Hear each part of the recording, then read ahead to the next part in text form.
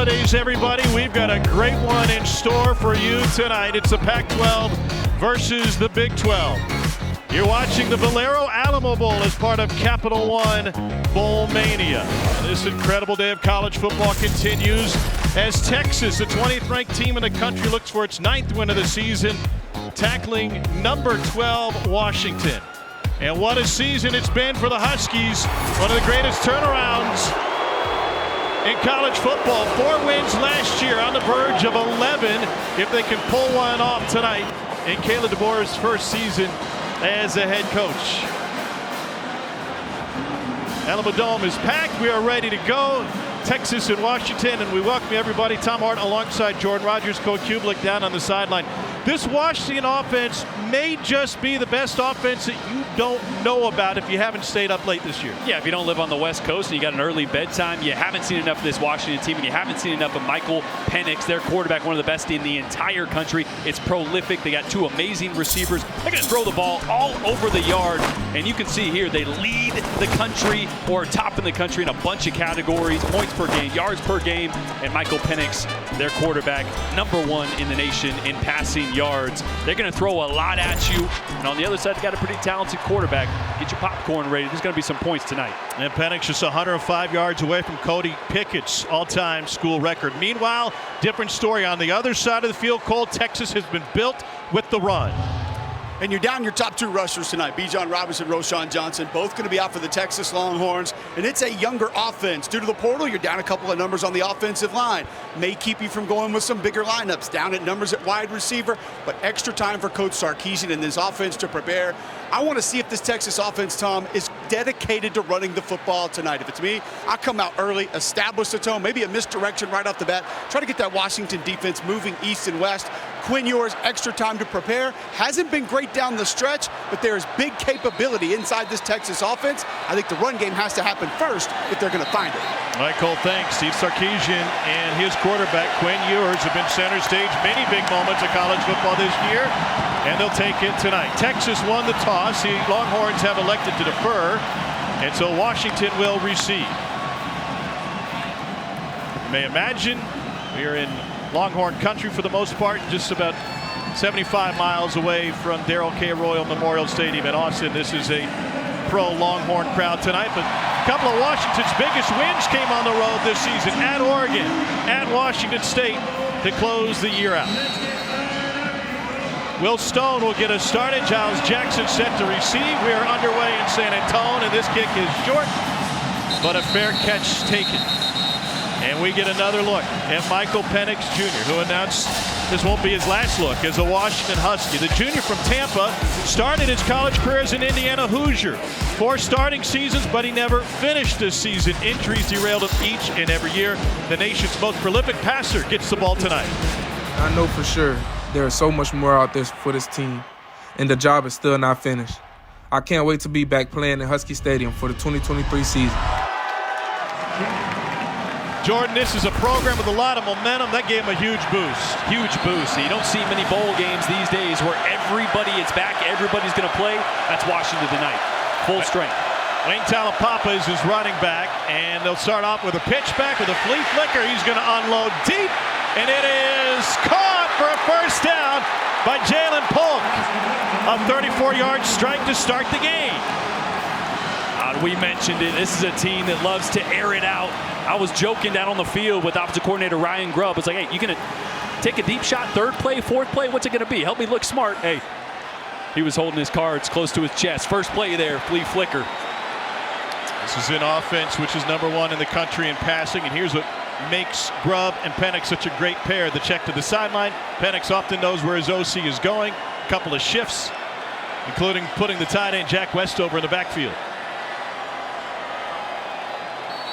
And the play clock got late, and they'll have to use the timeout. Washington, that's their first charge timeout of the half. 30-second timeout. So Ryan Grubb wasted no time reaching into his very deep bag of tricks. Yeah, this is one of those that you have circled, and it's the #1 on your first 15 plays for the last couple weeks. You're looking at it in practice, like, oh, is it going to work? Is it going? I don't know. Is it going to work? And man, under pressure, Michael Penix, a great throw, and Anthony Cook there, the safety for Texas, came over, almost made a great play on the ball. But Jalen Polk, really the third receiver for Washington. He's dynamic too, but great job bringing that one in. So we've seen this a couple of times this season with Penix and Grubb, because they do a check with me and they like to shift and use multiple motions. The play clock can get pretty deep on them. Yeah, and it's a dangerous combination for any defense, right? They're going to give the illusion of tempo. They're going to get to the line of scrimmage quickly, get the picture, see what the defense is going to do, look to the sideline and change it up to try to be in the perfect play every single time. Quentin Moore shifts. That'll be the lone shift to this snap. Penix moves the pocket as he's so good at, and rainbows one that's too strong. That time trying to find Taj Davis. And what we'll see a lot of tonight, Michael Penix Jr. never stands still. Yeah, we call it changing the launch point, right? When you're a defensive lineman, you have an idea where that quarterback should be on a passing play, right? Right in line with the center, 5 to 8 yards deep. Not Washington. About 30% of the time, they're going to move the pocket, half roll, sprint out, move Michael Penix, and keep this defensive line off guard. And here he goes again on the move on 2nd and 10. Incomplete, trying to find Davis. You guys saw the shot plays early from this Washington offense. They are the most efficient offense in college football in scoring touchdowns on their initial drive. 9 out of 12 this season, fellas. They have put the ball in the end zone. Impressive number by the Huskies. It's great play calling and having one of the best quarterbacks in the country at the controls. 3rd and 10 on this opening possession. And Texas moving some guys around on their front. Play clock now at 10. Looks like a Jolie Dunn defense out there, Cole. Everybody standing up. Wild defense, no hands on the ground. They bring 4. Penix stays in the pocket and is picked off. Darren Thompson with his first pick of the season.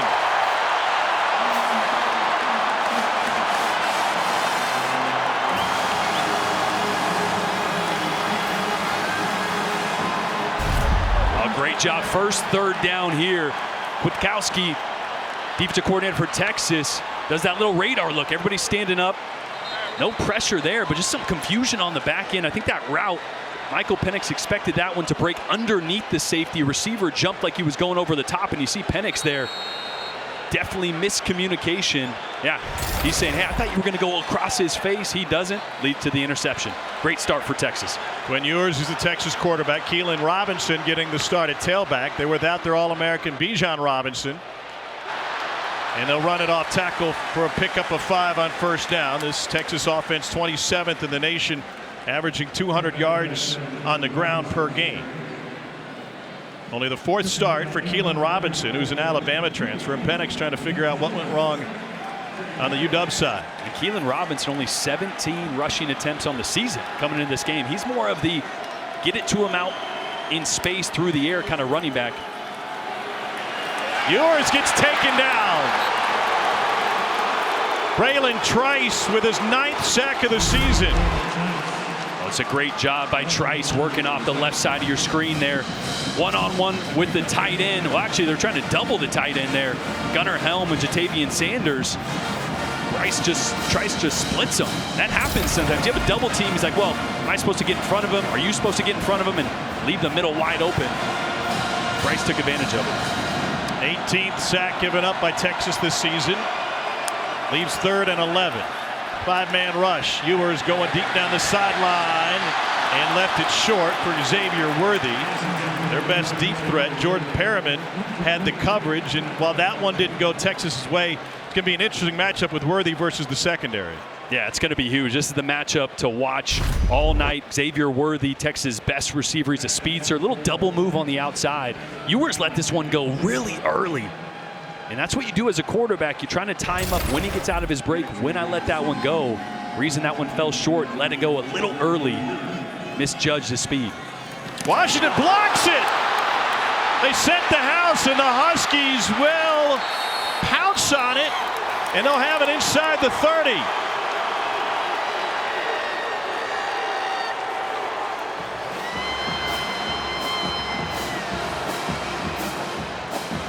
A lot of movement up front for Washington.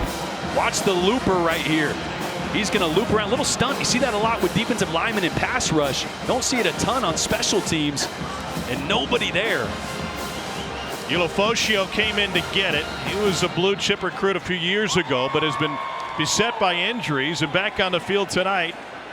And a big block for the Dogs, and now they got it at the 30-yard line.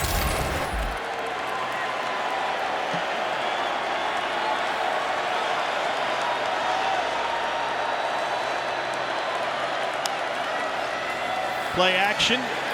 Block picked up. Penix with a laser too strong. So third incompletion trying to target Taj Davis. We told you what Michael Penix Jr. does well. Why sometimes does he miss by such a wide margin?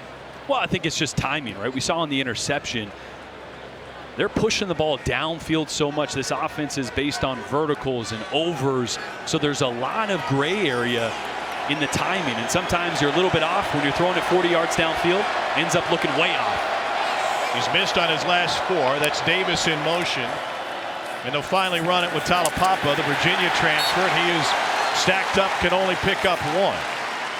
Very good and big front 4 or 3, depending on what they do for Texas.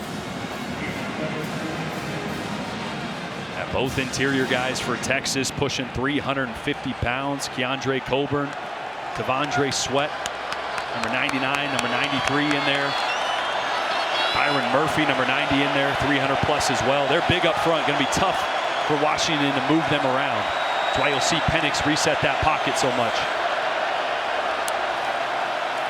Blitz coming. Penix goes to the out route and incomplete.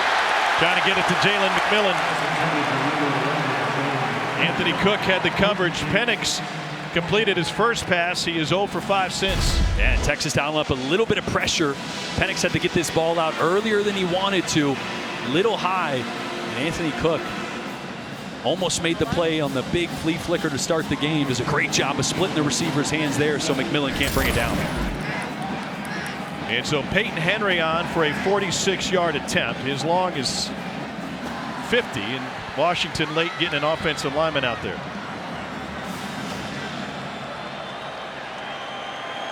Play clock now at 3. Second team all Pac-12 kicker. They get it off in time. And that one is good. Just enough to put Washington on the board. Took advantage of the block punt. Happy holidays from San Antonio in the Riverwalk. Washington on top 3-0.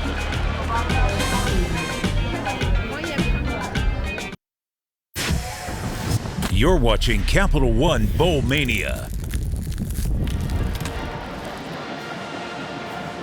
Welcome to the Valero Alamo Bowl as part of Capital One Bowl Mania. Washington got the block punt, gave him great field position, and took advantage with a field goal to go up 3-0 on 20th ranked Texas. And the Longhorns will get another crack at it in just a moment. Grady Gross will kick it off. Keelan Robinson set to receive.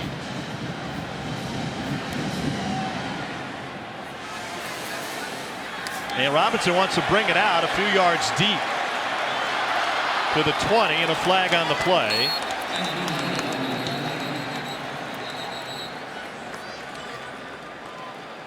Got an ACC crew tonight. Holding, number 37, return team. 10-yard penalty from the spot of the foul. First down. Well, let's get to know Quinn Ewers, who is a local kid. Was born here in San Antonio, went to that fantastic TCU comeback against Oregon a handful of years ago when Gary Patterson was the head coach. Eventually, coming out of South Lake Carroll, did play his senior year of high school, went to Ohio State, and now a starter at Texas, and the 6th freshman quarterback to start 10-plus games his first year. A little bit of a roller coaster year, though. Started really strong. Obviously had the injury, missed 3 games. And struggled to get his rhythm in the second half of the season. But I'll tell you what, one of the more talented throwers of the football you'll ever be around. It was impressive to watch him down on the field earlier. They'll run it with Keelan Robinson, and he is taken down by Jeremiah Martin, but there's a flag on the play. Personal foul, face mask, defense, number 3, 15-yard penalty, automatic foul. It's a flag in the first team all-conference defensive end for Washington. The vocal leader, ringleader down there. He's a big defensive end too, around 270 pounds. He's got the hands up and around Keilan Robinson's face mask there. He's going to be a big part of this game plan tonight, rushing off the edge.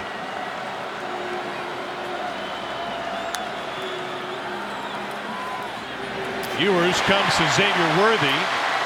And Worthy, out of Fresno, California, had a fantastic season for Texas this year. The numbers dipped a little bit this year. And talking to Xavier Worthy, I felt like he's got something to prove. You know, obviously receivers always want the ball, and they never want to have a dip in production. He realizes the identity of this football team was to run the football, but he's like, man, this bowl game, I'm going to get me mine. And good start to get him and Quinn Ewers on the same page with a nice, easy throw. He has a catch in every game he's played in college. It's 25th consecutive, and now Jordan Whittington gets in on the fun, and he's able to shake for a first down. Keep in mind, fellas, we talked to Washington defensive coordinator William Inge yesterday, asked him about a potential quick game from Texas, and he told us it's not a concern of ours. They hadn't done a lot of it this year, not something that they feel like they can utilize and consistently move the ball with. They get a month of practice, able to do a few new things. Huskies saying if that's something we need to adjust to, we certainly can. Xavier Worthy motions out, and they fake the screen to him but want to run it, and the Huskies defensive line is all over Keilan Robinson. And that's going to be the part of this game, if you're a Texas fan, to pay attention to. Just how committed is Texas to running the football. They're down their two best guys. Doak Walker Award winner is not on the field. They get stopped a couple times. Do they abandon, or they try to push through? Safety pressure, and they get the hand on Ewers. Stepped away once, and now he flicks it out of bounds. Braylon Trice was the first guy there from the near side, and they brought the linebacker Tuputala from the middle. Trice just working off the edge again. This is one of those run action pass protections. The guard that's pulling is actually going to have to pick up that edge rusher. Trice just got a big jump on that ball. Guard couldn't get to him. 35 sacks on the season for this Husky defense coming in. That's a Doak Walker winner standing on the sideline for the Longhorns. Pressure right up the middle, and they go to a screen perfectly called. Keilan Robinson stops short of the first down. They leave fourth and about 2. You leave the offense on the field? Oh, I think you do, and it looks like no one's moving. Quinn Ewers looking for a play call. Get build off this momentum. They're going to go quick.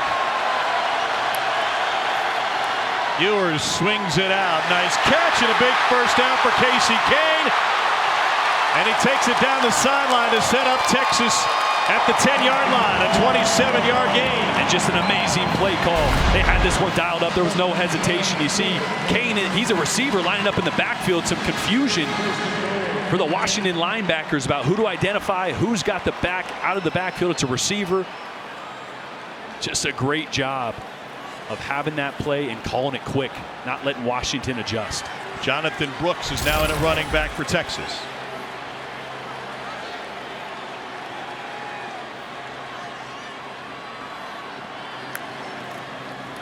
Brooks will not get it on play action. They were trying to get it around the corner to Whittington. And that'll leave second and goal from the 10.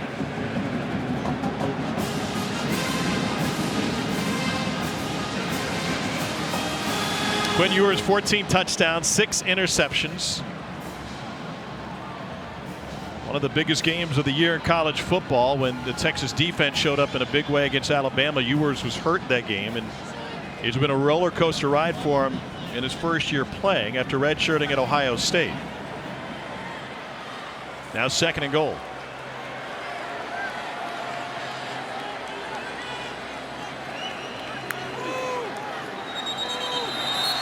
And that one was whistled dead pre-snap, and movement on the Texas offensive line. They've started. Prior to the snap, false start, number 85, offense, 5-yard penalty, still second down. Correction, the tight end Gunnar Helm. The offensive line has started the same 5 all season. At 54, Cole Hudson, true freshman, flinched a little bit there as well. This is where Texas has struggled a little bit this year in the red zone. And the matchup tonight's not going to be any easier. Washington, one of the best in the country, 15th nationally. in red zone defense. This is where you need to look and find your playmaker. Xavier Worthy at the bottom of your screen has man coverage right now. They empty the backfield. Brooks split out. They go to him near the sideline, trying to find a block, and Brooks gets only a couple of yards, brought down by Tuliasa Soa, and that's going to leave 3rd and goal. That false start hurting Texas. That really hurt them. Washington was in a nickel sub package, which means they have a little lighter lineup out there. Texas had 2 tight ends, ran the football, but obviously the false start pushed them back. Now 3rd and long. Xavier Worthy in the slot here. Imagine there's going to be some combination with him involved. They'll stack Whittington behind him. Going the opposite way into the end zone. It's Kane, but he is out of bounds.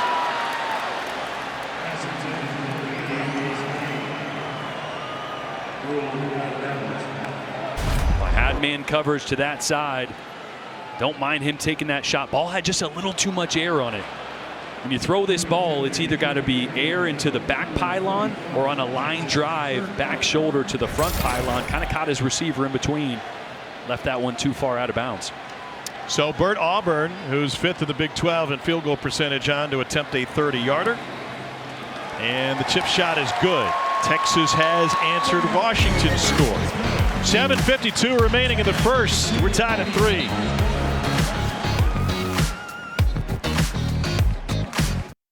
The Valero Alamo Bowl is brought to you by Valero, where we're changing the game right now. And Visit San Antonio. Plan your trip at visitsanantonio.com. It's only the 5th all-time meeting between these two programs. The most recent coming in 2001 was Cody Pickett against Major Applewhite. It was a monster Texas comeback. Mack Brown's team trailed by as many as 19 points, but Ivan Williams, the game winner, and a 3-yard run with just 38 seconds left. Largest bowl comeback in school history. Major went for 473 and 4 touchdowns in that game.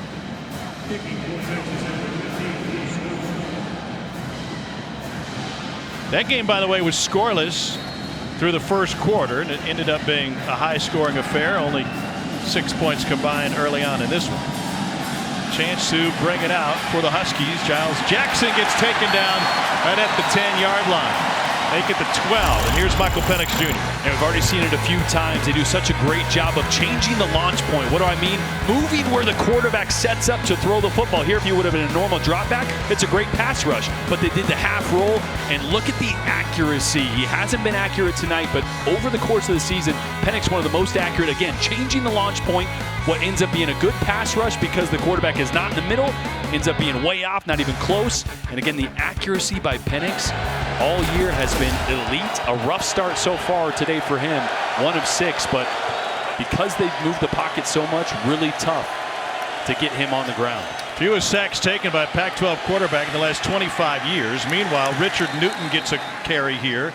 Of note, Huskies are without second-string running back Cameron Davis. He's on the trip. He practiced with the team. Word is suffered an injury late in the week, so he is unavailable tonight.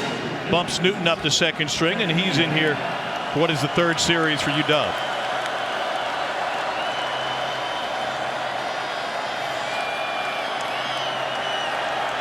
They'll shift again. Huskies had a play in their big win against Michigan State earlier this season where they shifted pre-snap 8 times.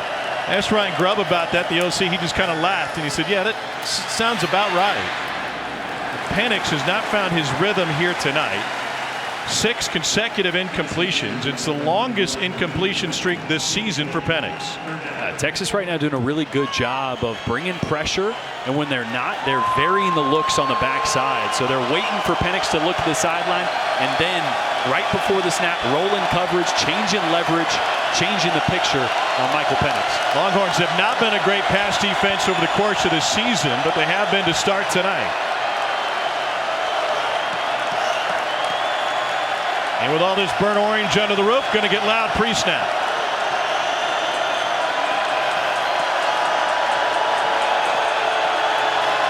Longhorns bring only 4. Penix lets it go, and that is caught on the sideline by Rome Odunze. It's a pickup of 12. One of 2,000-yard receivers for the Dogs this year. And a safety blanket for Michael Penix Jr. He wants the drive route there. It's covered kind of late. Gets the comeback all the way across the field. It's a big-time throw, and a great job by Odunze going up, getting both feet in bounds. He's a special player, first-team All-Pac-12 player. Led the Pac-12 in yards per game. He has 71 catches. McMillan, his teammate, has 71 catches. First time UW has had 2,000-yard receivers in the same season, and now the tight end Westover. Well, guys, we are in Texas. You can go get ribs all the time, right? Watch left tackle Troy Fuutanu going for a full slab. Jordan, I know that's your favorite right there. Extra sauce on that slab. Yeah, poured the extra sauce on at the end there, just how I like it. Penix has time and again goes to his tight end Westover. That's a gain of 5 and a first down. I will go ahead and tell you guys right now, Troy Fuutanu at left tackle. Bo Davis, defensive line coach for Texas, told me he loves how aggressive this Washington group of tackles sets. That means they set laterally, not back. Fuutanu has been beat twice inside right there. Quick throw earlier, got bailed out by the running back. Just something to keep your eye on for later in this game. Fuutanu has played like some of these guys in this offensive line at different stops. He started the first 2 games at left tackle, moved into left guard, back out to left tackle. A versatile and veteran offensive line for the Huskies. Incomplete. He thought his receiver was turning in, and Penix once again unhappy, this time with Devin Culp. I think a lot of that move, Tom, with Fuutanu back out to tackle was to get Jackson Kirkland in at guard, to get a little extra beef inside. He's just a bigger, wider, more physical body, helping out the interior of that offensive line. Kirkland had to come back to school after an ankle injury was discovered, and he withdrew relatively late from the NFL draft. Recovering from the ankle, and NCAA required that he sit out a game, so that cost him 3 games to start the year. Penix fires to the sideline, and this time Devin Culp comes up with the catch, right spot, and a gain of 9. Junior from Spokane out of Gonzaga Prep. Culp has had drop issues this season, but talking with their tight end coach Nick Sheridan before the game, he said this guy will make some unbelievable catches, and their 2 tight ends, both Culp and Westover, pretty much interchangeable in terms of how much they're on the field. Another 3rd down for the Huskies.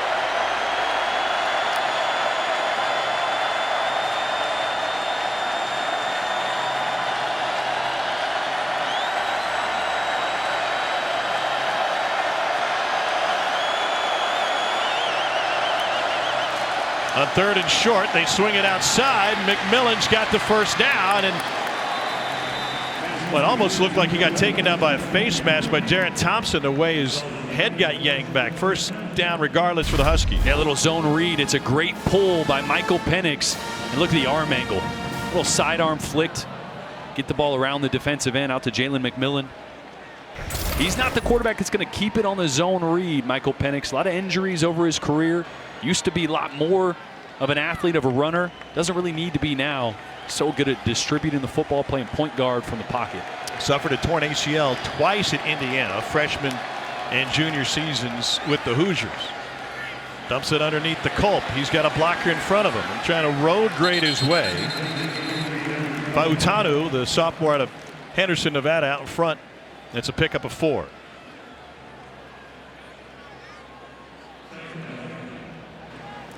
Have not seen wide receiver Jalen Polk, fastest player on this football team, in the last 2 series. Tom, I watched him over on the sideline. Looked like a lower extremity that he was kind of trying to work out. Had a discussion with his position coach, but been about 10-12 plays now since we've seen him in the ballgame. Yeah, it looked like they were working on his right foot. This is the 10th play of the drive for the Huskies. On 2nd and 6, Talapapa back in. He's got a stiff arm, a first down, and more. Talapapa to the end zone. Touchdown, Huskies from 42 yards.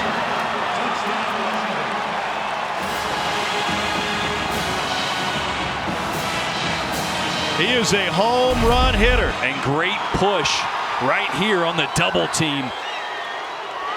Moving the defensive tackle out of the way, creating a huge hole in Talapapa.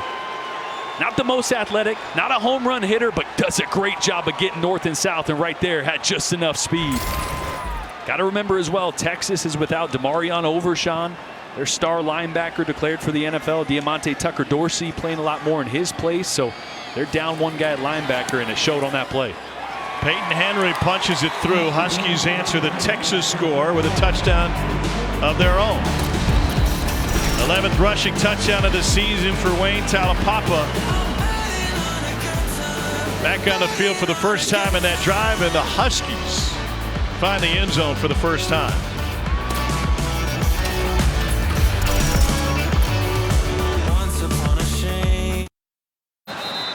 Texas head coach Steve Sarkisian is Longhorns trailing Washington 10-3. So the next step is to finish games. All 4 of their losses this season came by 7 points or fewer. Then they came in the postseason without a guy who's as important to his offense as perhaps any in the country. Bijan Robinson accounting for 37% of the Longhorns' offense, 3rd most in the country. They'll take a big step up. They had a great signing day, and that includes Arch Manning, son of Cooper, nephew of Peyton and Eli. Grandpa was a pretty good player back in the day, too. And he'll be on campus before you know it.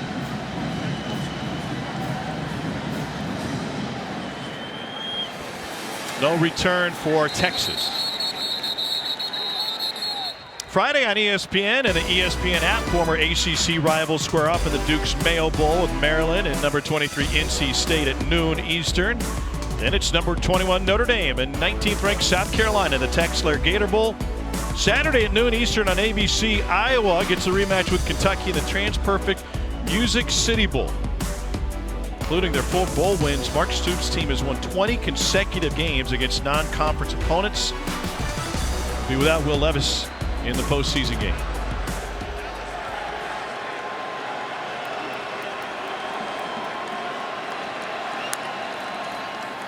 Play action. Ewers dumps it off, and this is the tight end, Jatavion Sanders. The deep ball is such an important part of what Kyle Flood and Steve Sarkisian want to do. How does Ewers' talent fit into that? Oh, he's got the ability for sure to push it downfield. He can fit it anywhere on the field. Problem is just the accuracy and timing hasn't been there the last 4 or 5 games or so. Started the season really well, had the injury, and obviously this offense is based on the run game, the play action. Struggled a little bit on hitting those deep balls consistently down the stretch. A little hesitation by Jonathan Brooks before he picks up 4. It was a great start to the season for Ewers, but inconsistency over his last 5 starts on the deep ball, 15 yards plus downfield, only 33% completion rate. Yeah, and in talking to Quinn just yesterday, he mentioned, spend a little extra time with Xavier Worthy, by ourselves in bowl practice, need to clean up some of my footwork, get back to some of the basics. So it's not broken. I mean, we know the talent's there. We know where they can execute it. Just got to get back on the same page. And you could see in his eyes and in his words that Xavier Worthy has been frustrated by it. He hooks up with him here, and that's good for a first down. And that right there will help the deep ball. Washington playing a lot of soft zone coverage to the boundary and the field. So every time you just take it, you take the 5 yards, you take the 8 yards, those DBs start to get heavy feet, start to get the eyes in the backfield, start to inch up, and that's when that shot play can hit right behind it. Worthy's been a great weapon. Big 12 Offensive Freshman of the Year last year, the first for Texas since Colt McCoy, but that one is blown up. Christopher Moll, the UAB transfer, finds his way into the backfield. It's a loss of 1. Wow. Like a rocket coming here from the weak side linebacker position. It's a great read. Just get skinny. Double team's supposed to come off to him, but reacted quick enough to avoid it. 2nd and 11 for Quinn Ewers in Texas. Going to the slant, that's Xavier Worthy for the catch. So talking with Quinn yesterday, it was interesting. We talked about his development, and he said, I had a plan. My head coach at South Lake Carroll, Riley Dodge, had a plan for my development my senior year. Then the decision was made to skip my senior year and go to Ohio State. So I lost that aspect of the development, but I gained a year in the quarterback room with C.J. Stroud and Ryan Day in Ohio State. And now they go play action on 3rd and short. Ewers trying to run for it, and he picks it up with his legs. And he picks up 5. So you got to remind yourself when watching a guy, previous #1 recruit in the country, that development has been staggered over the last couple of years. Yeah, didn't have a senior year like you mentioned, and we kind of asked him, do you feel like a true freshman? And that's when he said, no, not really. I learned so much from being in the meeting room with Ryan Day, with C.J. Stroud, how he watches films, how they communicated coverages and concepts to each other. He said, I was like a sponge. I soaked it up. So I feel like that was a big part of my development that helped out having missed that senior year. They'll run it with Brooks. The other aspect of that is he only played 6 games his junior year. So, Cole, when we talked about being at South Lake Carroll, he's like, man, I only played like a year and a half. Yeah, I was hoping that he would rank himself ahead of McElroy as far as South Lake Dragon quarterbacks all the time. He wouldn't go that far. But you guys talked about him thinking he's a freshman quarterback. I thought it was interesting that both Sark and Kyle Flood said we treat him like a freshman quarterback just based on the amount of football he's played. Well, they've had some good ones over the years. There's a national champion watching on the sideline. We're a quarter into this one. Vince Young watches on. Texas down 7. Welcome back to the Valero Alamo Bowl as part of Capital One Bowl Mania. Great night at the Riverwalk last night. Made it to dinner. Nobody fell in walking back. I count that as a success. Well, speak for yourself. I think you tripped on a few steps. I don't know. It was the first bottle of wine or the second. Maybe it was the 8 orders of guacamole we had. Could have been drunken avocados, 2nd and 8. Quinn Ewers 8 of 12 to start this game. Pressure up the middle picked up, and he slings it to his tight end Jatavion Sanders. Get wrestled short of the first down and leave 3rd and 1. Boy, great little flick here by Quinn Ewers. This is what makes him so special. The sidearm flick. I mean, such a natural thrower. Look at that. Falling away from the ball. It wasn't a long throw, but you'll see him push the ball 30, 40 yards downfield looking exactly like that. A little bit high on that delivery, and it gave Washington a chance to cut down Savion Reed. And he is down short of the marker, and he was down before the ball came out. Savion Red, excuse me. The last 4th down decision, they went quick. You can see they got the play call, trying to line up quick here again. Brooks is the running back. Texas without its top 2 running backs here in the bowl season. Ewers throws behind and low, and Texas turns it over on downs. Perriman mixed up with Worthy in the coverage downfield.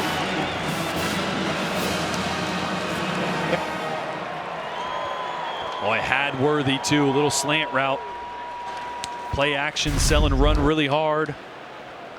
Get your best receiver one-on-one. It's a great route. Ball just on his back foot, really. So there's a game earlier this season against Oklahoma State. Xavier Worthy was targeted 16 times. That should make a lot of wide receivers happy. Yeah. Only had 4 catches. It's Not one thing good. to be targeted. It's one thing for the ball to be near enough to make the catch. And that's some of the inconsistency, right? You take the good throws, the sidearm falling away, but you're going to have some of those, right? When your feet aren't set and it causes the inaccuracy and your talent's not able to overcome it.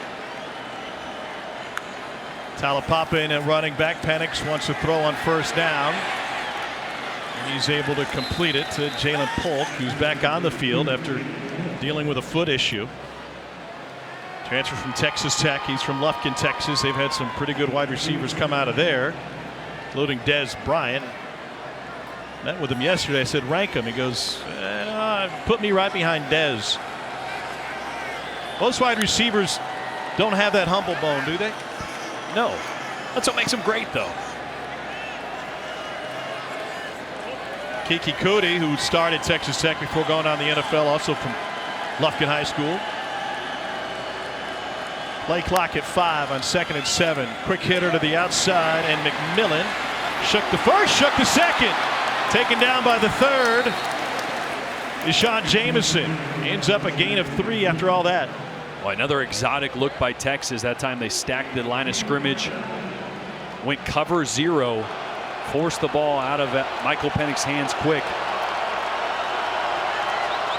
Did a good job forcing 3rd down.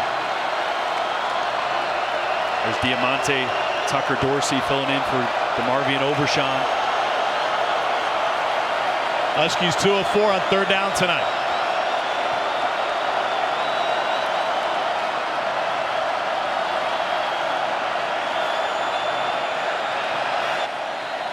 Texas showed corner blitz, and we got a flag and movement on the Huskies. Ball start. Number 83, offense, 5-yard penalty. Still down. The tight end Devin Colt moved, and that'll change the play call a little bit.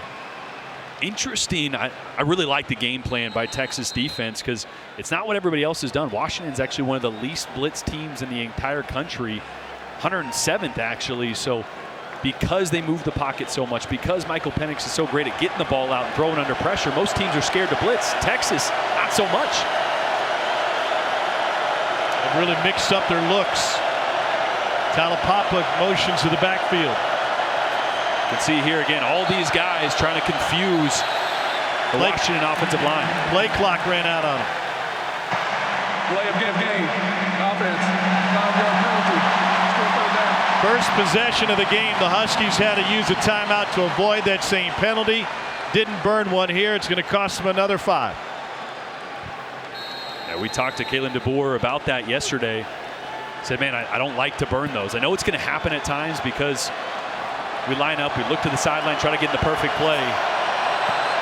Wanted to save one of those timeouts this time. From 3rd and 4 to 3rd and 14. Texas brings 4.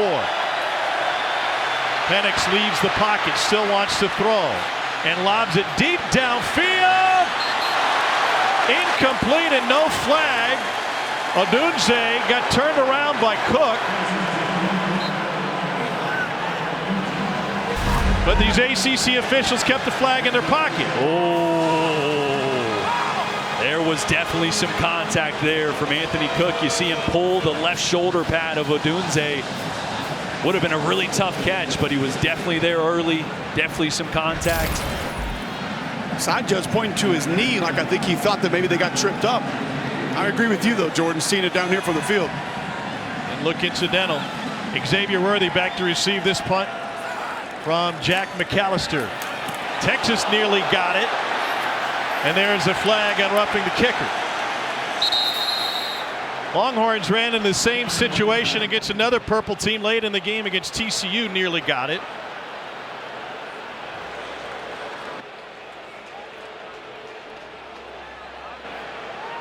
Jordan Whittington made contact to see if it's what variety it is. It looks like the 5-yard variety, which won't make a difference. Running into versus roughing.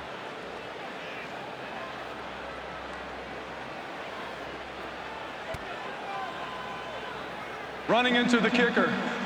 Defense. 5-yard penalty. Replay 4th down. Boy, usually you got to sell out and dive to block the kick. Jordan Whittington got there so fast. He don't really know what to do. He kind of just jumps in front of it almost. Gets a leg out. That's a good call. Definitely ran into the leg there. Yeah, but should that have been roughing instead of running into? Yeah, very well could have. Leg up in the air. They'll re-kick. It was only a 35-yarder a moment ago. Xavier Worthy fumbled the fair catch, but out of bounds. Washington leads Texas 10-3. We got a flag on the far side. Holding. Number 4 receiving team. 10-yard penalty from the end of the kick. First down. Media timeout. So they ended up getting 15 yards worth of penalties on the kick anyway. It was Whittington both times. Quinn Ewers and the Texas offense back on the field after this.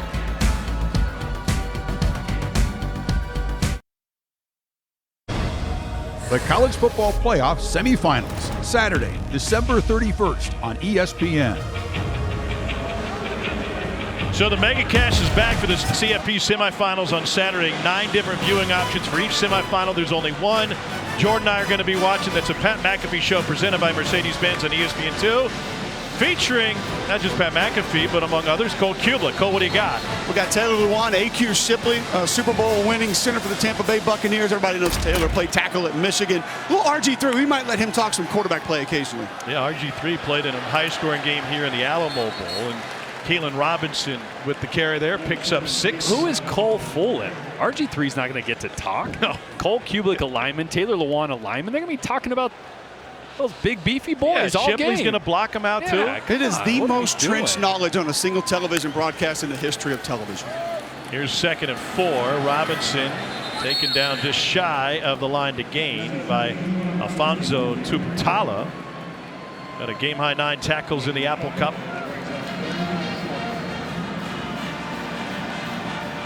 bringing an extra defensive back on 3rd and short.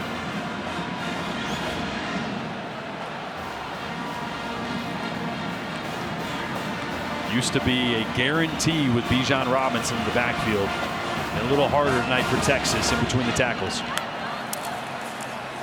They'll run it, and Washington comes up with the stop. Robinson snuffed out by Savell Smalls.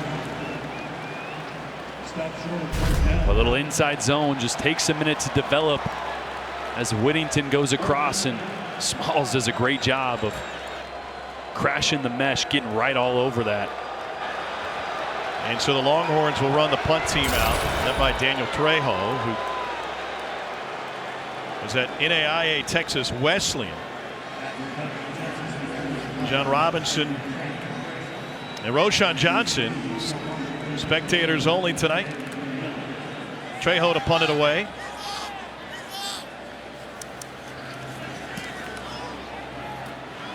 Fair catch taken at the 30. No flag? No flag.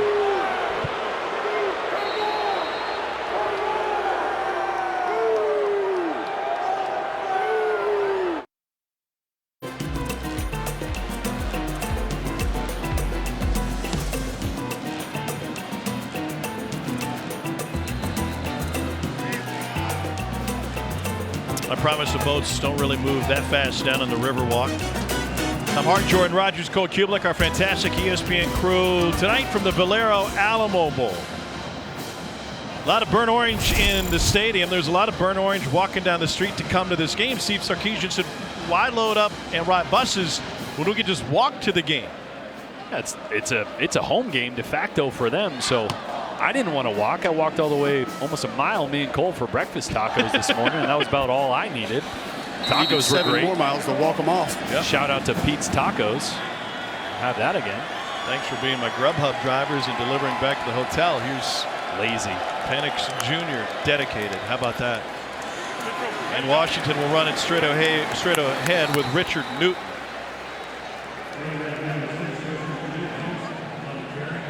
Newton Jr. from Lancaster, California. He's getting more opportunity tonight with Cameron Davis out with an injury. Newton on 2nd and 2. Picks up the first down and gets spun around on the logo on a pickup of 9. Boy, inside zone here.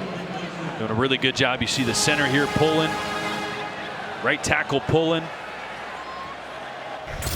Tucker Dorsey there making a tackle.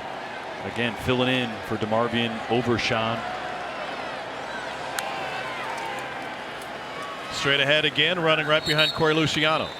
Well, first thing about Corey Luciano, you just saw one of the strengths of his game that I really like, Tom Jordan. The way that he can get out laterally reminds me a lot of Dermontti Dawson back in the days as a Steelers fan, being able to pull, get to the perimeter. But I did see him on the bench a couple series ago, almost hacking up a little bit in the trash can. So keep an eye on that. May have had your tacos. First-year starter at center, came off the bench his first 22 games of his career. Four-man rush almost got to Penix, and he skips one in low. He hasn't been able to hook up with Taj Davis tonight, despite targeting him 4 times already. Yeah, and that time pressure in his face, couldn't step into that one. That's why that ball one-hopped, and Texas took a good job again, forcing a 3rd and long. Washington, the best 3rd down offense in the country, but not easy when it's 3rd and long almost every possession. 2 for 5 on 3rd down tonight.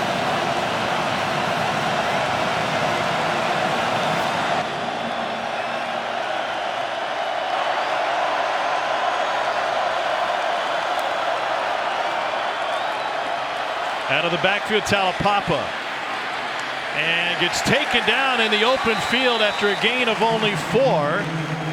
Jahdae Barron was the first one there, junior out of Austin Connolly. And the punting team will come on the field for the Huskies with 7:50 left in the second, rolling. Boy, time and time again, Texas is affecting the middle of the pocket. Michael Penix just does not have anywhere to step up, doesn't have a feeling like he can sit and wait for things to develop downfield with noise in his face. Texas doing a really good job slowing down the #1 passing attack in the country. With that big Ball push. start. Offense. All 11 players will not set prior to the snap. 5-yard penalty. Still 4th down. A big push coming from the D-line, and their coach, Bo Davis, who had a pretty good one back in the day at Alabama, and Terrence Cody, so he knows about that interior push. McAllister to punt it away again.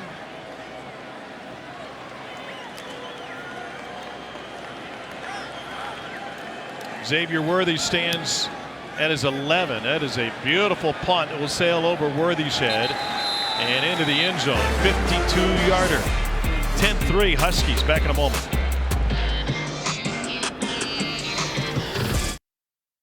The Valero Alamo Bowl is brought to you by Valero, where we're changing the game right now. And Capital One, what's in your wallet?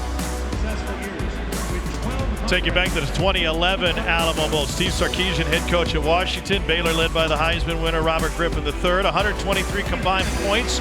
Most in regulation in a bowl game. Also 1,397 yards of offense, 17 touchdowns. Baylor's 67 points were the most scored in bowl history until 6 days later when West Virginia put 70 on Clemson in the Orange Bowl. Ewers to the perimeter. Here's Xavier Worthy.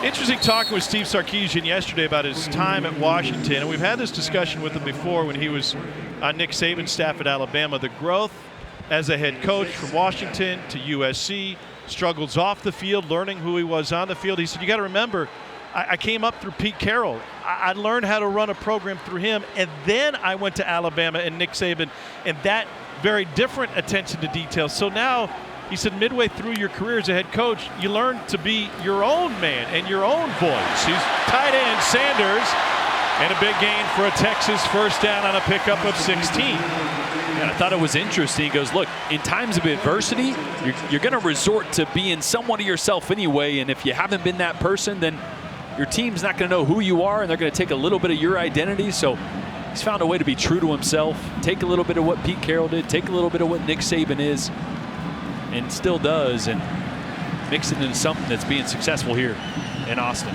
You know, that's a pretty good mix. Yeah. If you're a young coach out there and you're like, hey, who are the two guys I could work for? To get both extremes, swing out to Worthy, and he picks up just a yard. I feel like maybe the most important lesson he took from both was what he said he learned from Nick Saban: adapt or die. There's a reason there are no more dinosaurs. And in today's college football, fellas, I think we all know you better be flexible, better know how to change, better know how to do things different. Well, the real reason is an asteroid, but I understand what you're saying, Cole. If they were better swimmers, you never know. 2nd and 9.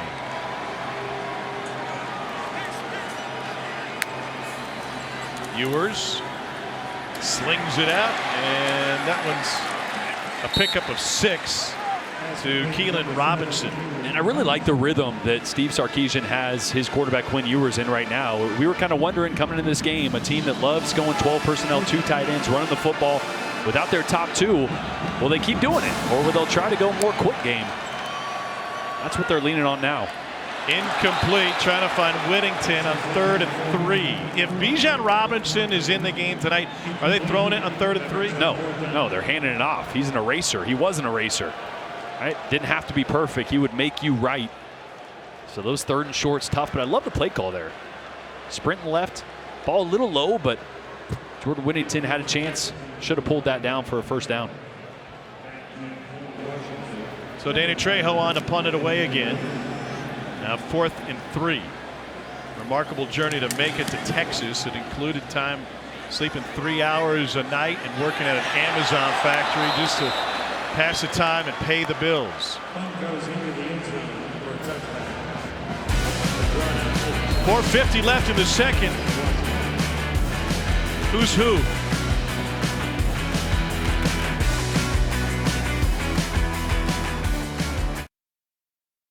Friday we'll have a lot of orange at Hard Rock Stadium in Miami. Number 6 Tennessee takes on number 7 Clemson at 8 Eastern. And at New Year's Eve at noon Eastern, it's Y'all-State Sugar Bowl as number 5 Alabama takes on number 9 Kansas State in the first ever meeting between these schools. Both games can be caught on ESPN, ESPN Deportes, and the ESPN app. the way, speaking of Tennessee, Josh Dobbs with a touchdown pass tonight. The Titans, his former quarterback coach Nick Sheridan on the staff of Kalen DeBoer, tight end coach for the Huskies.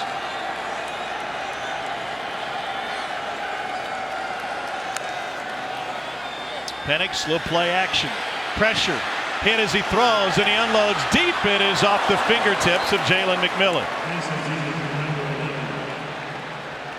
Boy, a really good ball. T'Vondre Sweat, number 93 right here, is going to find his way through the middle there, getting pressure on Penix. But this ball is about as good as you can throw with the pressure there. McMillan just couldn't get two hands on it. Wow. Really close to a huge play, but again, making Penix uncomfortable. Hasn't had too many clean pockets. He's 10 of 20 through the air tonight, and he delivers a bullet to Taj Davis, who gets taken down by Barron. First completion to Davis in 5 tries, a pick up a 7. Which is why you do that, though. I mean, change the launch point, move the quarterback. That's what they did so much against Washington State 30% of the time, so almost 1 out of every 3 times they moved the pocket. 3rd and 3. Huskies 2 of 6 on 3rd down tonight.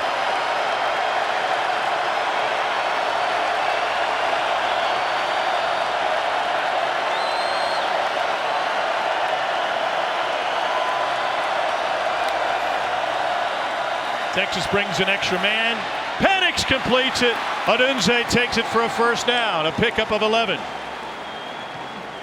Huge. Texas brings 1 extra guy from the field. 1 blitzer. This is just a drive route coming all the way across. Penix starts his eyes left. That's where his read is. Odunze comes right into the picture as his 2nd read, and under pressure again, an accurate throw for the 1st down.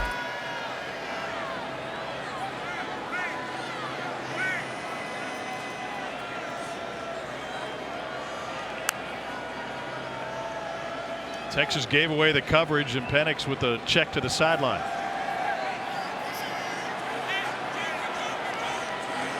Watts lined up with Odunze on the near side. Talapapa will run it, and he's got a big gain. Cole, what have you seen from this UW offensive line this year? Well, when they've been and had an opportunity to run the football in a north and south manner, they're pretty good. They get attached, they understand shoulder to shoulder, stay square, they drive, they finish, but they're super athletic. We talked earlier about the center being able to pull around both guards, great pullers, and they've got some versatility, as we talked earlier in the broadcast about those pass sets. They can quick set you, they can set vertical, deep, and back. That's because you have an offensive line coach as your offensive coordinator and another offensive line coach that's coaching them every day. Faini Valu, a right guard, 2nd team All-Conference. 2nd team All-Conference left tackle, and Fa'utanu.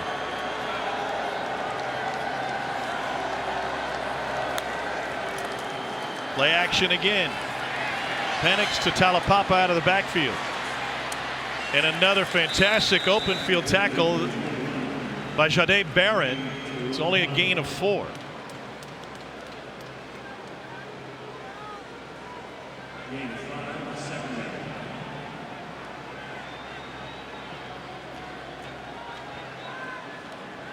Second and 6 for the Huskies.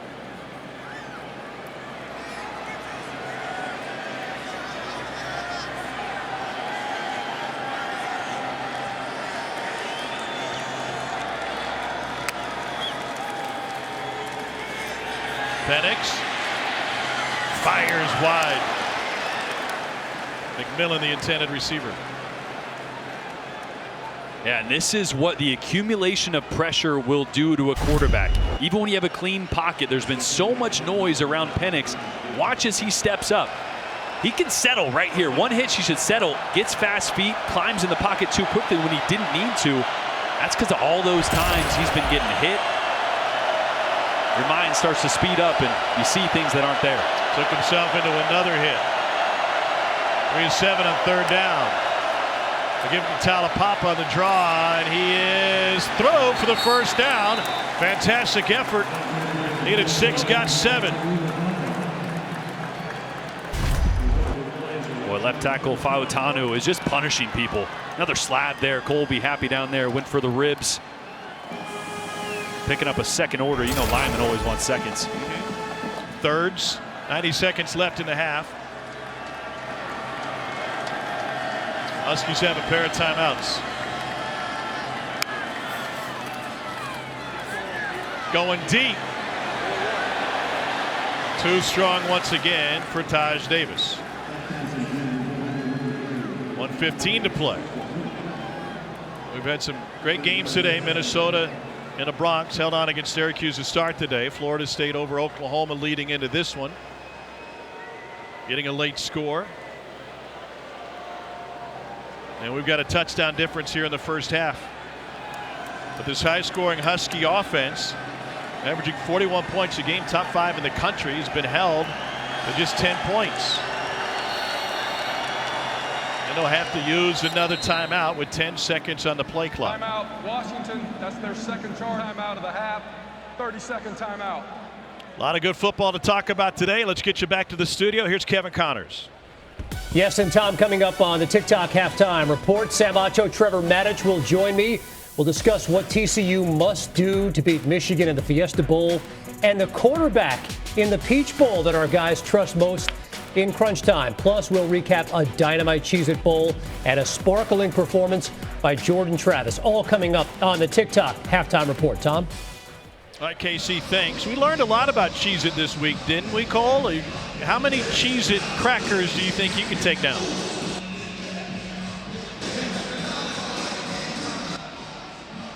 Right?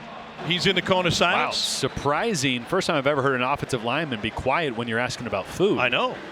We did hear Well, that. you said Cheez-Its, and I'm told that it's Cheez-It crackers. No, I said No. Cheez-It crackers. You must have Cheez-Its in your ears. You're what's wrong with America, because Hey. nobody's going to say that. Cole, anytime you want to start listening and joining the broadcast, you know. That's called finger on the button. It happens. 2nd and 10.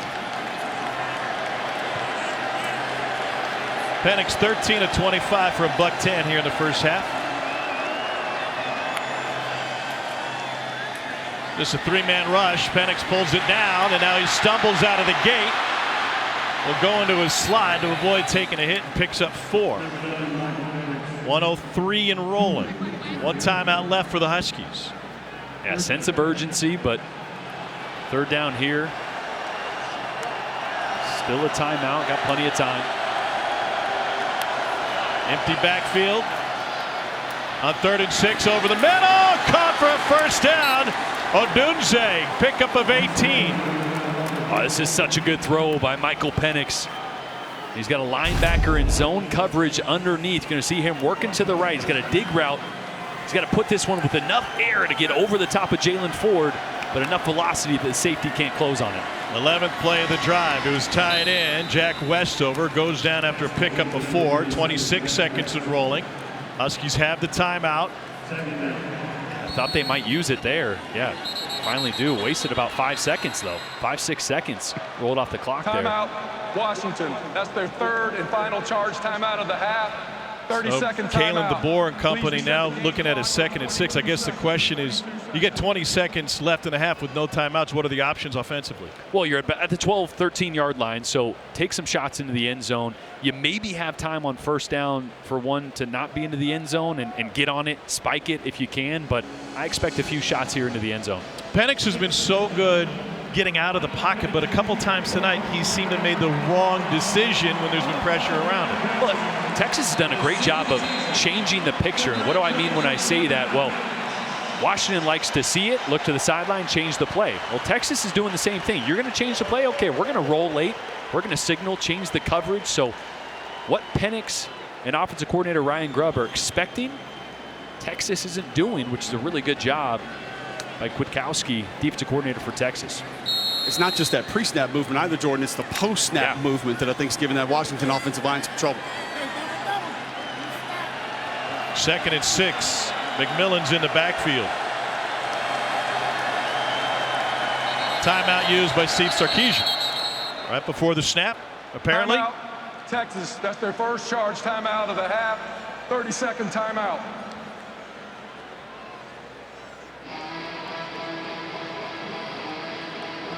College football playoff semifinals are Saturday on ESPN, ESPN Deportes, and the ESPN app. Number 2 Michigan takes on number 3 TCU in the Verbo Fiesta Bowl at 4 Eastern. Then it's number 1 Georgia, number 4 Ohio State, the Chick-fil-A Peach Bowl. The winners will play Monday January 9th on ESPN. You'll be at the Peach Bowl. Jordan Rogers, what are you looking at in terms of Georgia and Ohio State?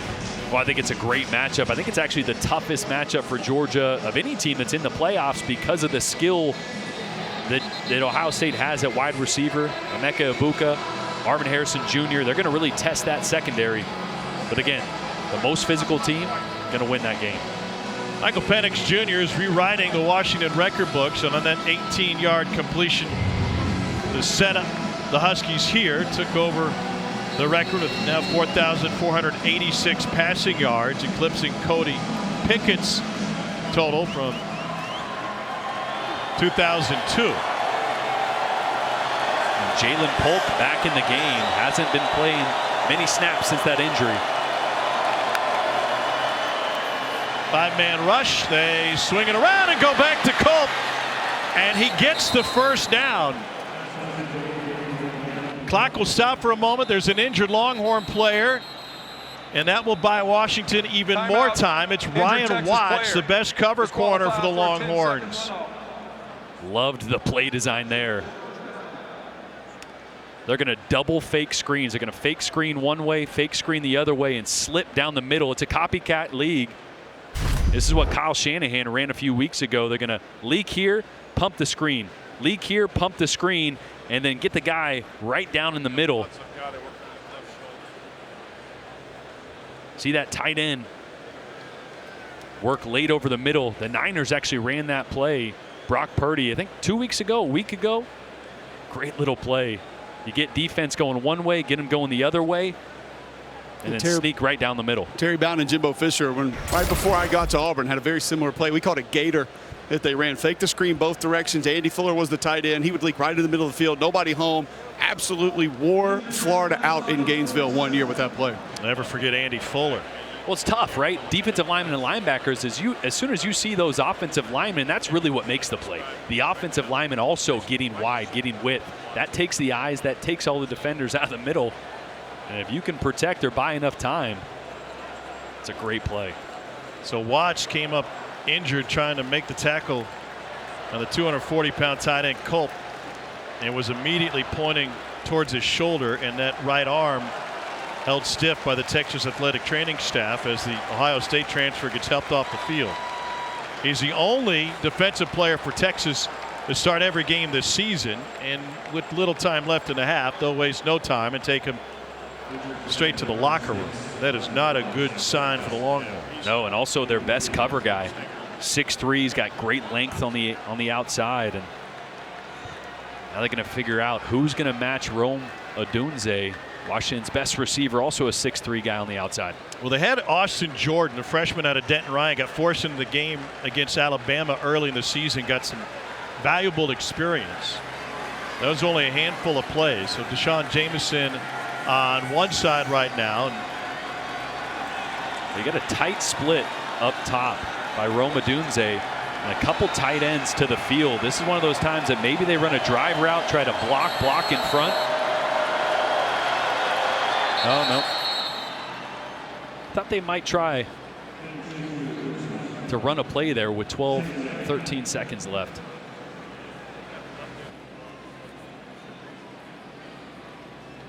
Yeah, you had all that time, right? Yeah. For the injury timeout, why wouldn't you have your best play ready to go? Maybe it's here, 2nd and goal. 14th play of the drive for the Huskies. Because they wanted to shift. That's That's right. That's going to use some time. Yep.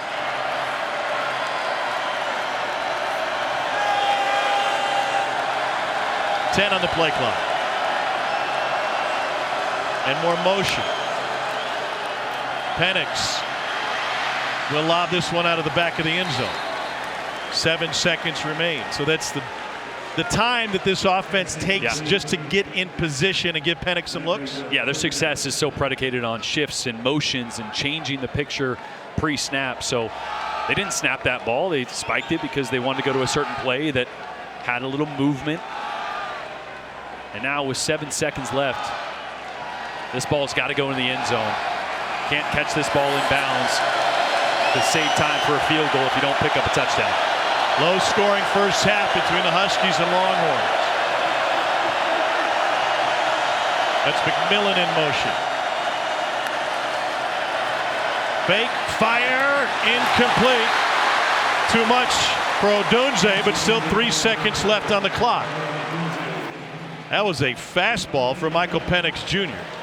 Yeah, and I think they were selling a flat route to McMillan. Odunze on the left side of the screen, he's going to hesitate for just a second, and so he's late getting his eyes back to Penix, and so that ball gets on him quicker than he anticipated.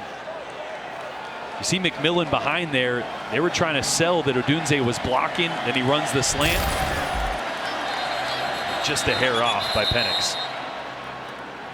Timeout, Texas. That's their second charge timeout of the half. 30-second timeout. Peyton Henry has already made from 46. This will be from 23. Make it 24. Well, 3 seconds left in the half. Washington defense holding Texas without a touchdown. This season, Allstate will celebrate every field goal and extra point made by participating universities by making a donation to the university's General Scholarship Fund. Thank you, Allstate.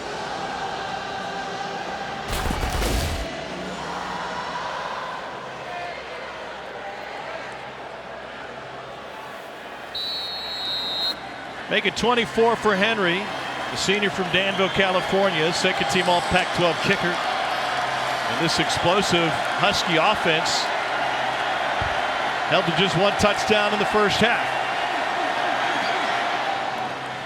And the chip shot is good for Henry. Well, the Longhorns held to just 3. The last time Texas was held without a touchdown in the first half of a bowl game, go back to the 2010 BCS National Championship against Alabama. Quarterback Quinn Ewers has been healthy in this one, but they failed to get anything going. Let's get you down the field with Kalen DeBoer. Here's Cole Kublik. Coach DeBoer, it appears as though the movement up front, pre-snap and post-snap from Texas, causing some problems. How can you calm that down in the second half? Yeah, you're just trying to get that rhythm, and self-inflicted wounds, putting us behind the sticks more times than we're used to. So, we're a veteran offense. We're starting to find a rhythm here at the end of the half. So, just got to regroup and hit the third quarter. Defensively dominant, especially up front. You anticipate a lot of alternations, changes from Texas in the second half. Yeah, I would think they continue to keep it open, try to spit it outside, and get different guys involved. I feel like we're doing a pretty good job up front against the run. Thanks, Coach. Yep, thank you. The feeling we'll see more offense in the second half here in San Antonio. Time for the TikTok halftime report with Washington up 13-3. Let's get you to the studio. Kevin Connors and the guys. All right, Tom, thanks very much. Strong finish to that first half of the Huskies. 10. Welcome back to Capital One Bowl Mania. And welcome back to the Valero Alamo Bowl as part of Capital One Bowl Mania. Happy holidays from San Antonio. A defensive-minded first half. Washington, number 4 scoring offense in the country, held to 13 points. Texas held without a touchdown. And we've got a 10-point game at the break. Welcome back, everybody. Tom Hart, Jordan Rogers, Cole Kublik is down there. What do you make a quarterback play in the first half? It was interesting, right? Not what we expected. Michael Penix and number 1 passing offense in the country got a little frustrated. I think Texas did a good job of playing over the top, forcing them to take all the dink and dunks, and it just frustrated a little bit, and he got some pressure around him. They mixed in some blitzes, so great job by the Texas defense, I think, of surprising Washington. I think we're seeing the real value of Bijan Robinson to this Texas offense, the All-American, the Doak Walker Award winner. Without him, they're just different. No, 10 rushes, 18 yards. I mean, this identity of this offense is running the football. When it's not there, I think they had long conversations in the second half or at halftime there about who are we going to beat? We're going to spread it out, try to get Quinn Ewers some in rhythm, quick passing game, and abandon the run, or mix in some shots. I think we'll know quickly what Texas and how they adapt and what they want to be here in the second half.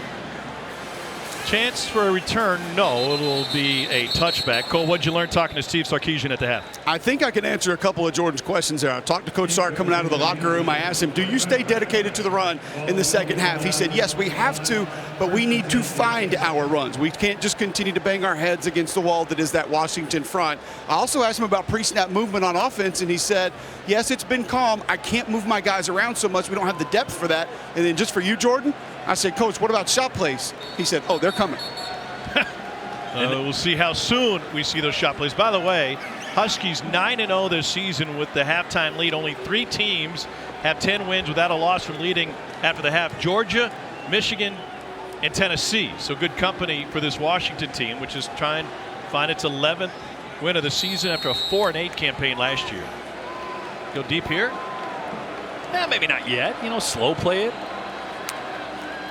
Xavier Worthy. Or not. And instead, they go behind Worthy to Jordan Whittington for a 14-yard gain. But how easy is it for a quarterback, or how does it make it simpler when you have Worthy and Whittington on the same side? Well, it's great. It causes a matchup issue somewhere. You don't know where it's going to be pre-snap necessarily, but when you got your two best guys on one side, someone's going to get changed out with the cornerback that you want to attack, and that's what they got right there, Whittington.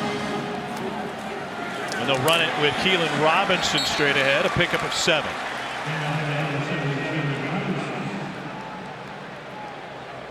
Running behind Jake Majors, the center, making his 29th career start. You wanted a shot play. They usually occur. Second and short is a good time, and offensive coordinator goes, oh, okay, well, third and short didn't sound so bad if we miss it, but let's see how dedicated they are, or let's see if Steve Sarkisian was lying to Cole. Worthy matched up with Perriman on the near side. Ewers looking for him, and it's a drop. It would have been a first down, and he was already ready to turn up field and go. That's one of those plays that could have been a shot play. A lot of times if you have a vertical by a receiver by himself, if it's soft zone coverage, he'll just sit up on a hitch route. And yeah, he saw and felt the pressure on the inside, tried to run before he had it secured.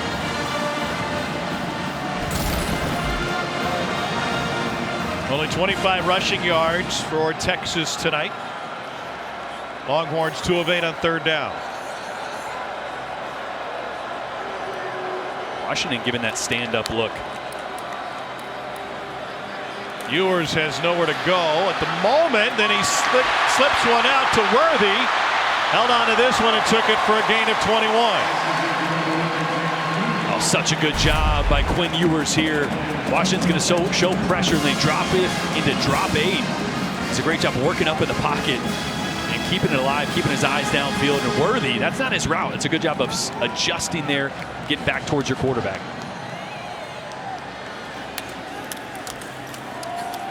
This is Keelan Robinson trying to find the edge. His specialty. Flag on the play. Back behind the O-line. As it stands, a gain of 14. Holding. Number 52 offense. 10-yard penalty. Repeat first down. It's DJ Campbell, freshman out of Arlington.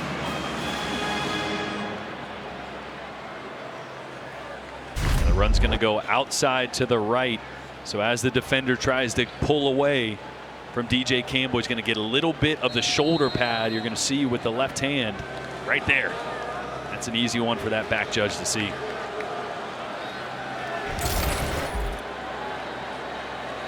Working on Tuitele, sophomore out of Honolulu. Ewers goes to his tight end, Sanders, and he gets 8 of them back. I tell you what, I would just keep living in this quick passing game. I mean, this is something we haven't seen a ton of out of this offense because they haven't been forced to. They want to pick up short yardage stuff here and there. It's always been Bijan Robinson, but they're able to spread this defense out. Washington playing soft zone, and right now Quinn Ewers being really accurate with the short passing game. Play action again, and he's able to get it out to Jonathan Brooks. Brooks all the way! Touchdown, Texas! He sprung free for a 34-yarder in the first touchdown of the night for the Longhorns.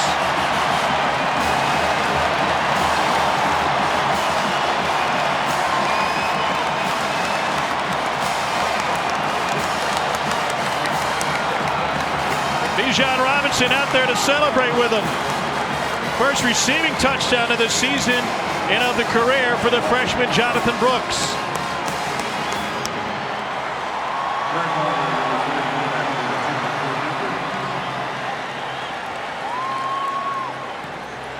Point after is good. Jake Majors, the center, didn't get a huge block, but just got in the way, and that was about enough. And who needs a shot play when you can dump it off for 3 yards? And Jonathan Brooks takes it the rest of the way. And Texas starting this second half with a bang on the board.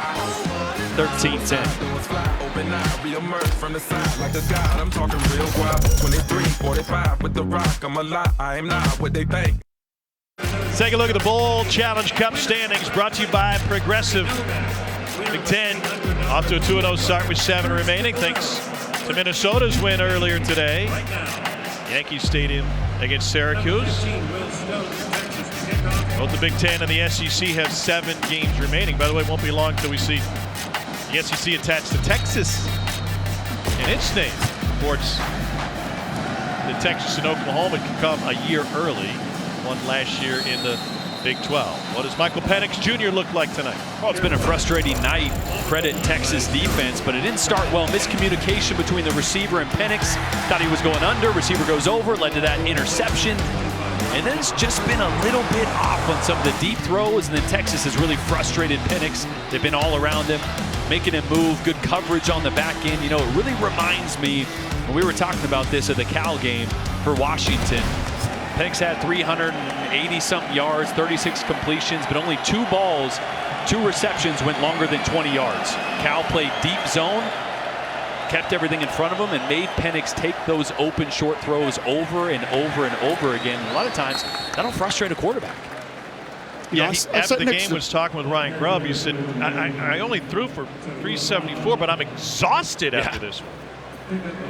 Well, Tom, I sat next to Kalen DeBoer at the luncheon yesterday, and I asked him, I said, is there some carryover? Because Kwiatkowski actually coached with Justin Wilcox, who is at Cal, and he said, yes, that's something we're aware of and something obviously that could be problematic. So 2nd and 6 now for Michael Penix Jr. and the Huskies, and they'll go back to the running game again with Talapapa, and he finds 3.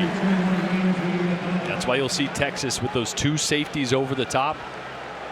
Corner to the field is usually playing off, allowing the receiver a lot of space. It'll be different here on 3rd and short. This is where Texas has chosen to dial up a little bit of pressure. Let's see if they do it here. Good news for Texas. Ryan Watts, who left the first half early with what looked like a shoulder injury, is back on the field for the Longhorns. And he'll rotate back at one of those safety spots. Penix swings it out. And a crawl forward for a first down by Jalen McMillan.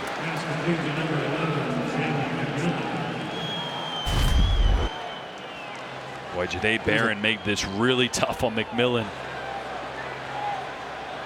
That was really close, and they might take another look at it. That knee might have come down from McMillan. Ruling on the field was ball carrier made the line to gain. Previous play is under further review. Barry Patterson, part of this ACC crew, including the replay officials on site. Like at 23, Barron up there takes on the block, forces McMillan inside. That right knee comes down, and it looks like that ball might be a half yard short. See that knee down right there. Where is that ball?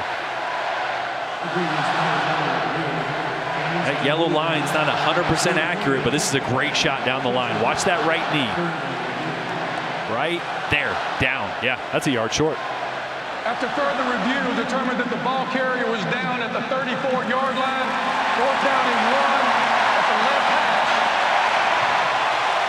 Wow. Punt team running down the sideline, but the offense says we're going to try to keep this drive going. 4th and 1, where do they go? I mean, this is either try to get them to jump off sides, or Kalen DeBoer is really rolling the dice here. They got the shifts and motions to do it. 14 of 25 on 4th down this season. Penix under center for the first time.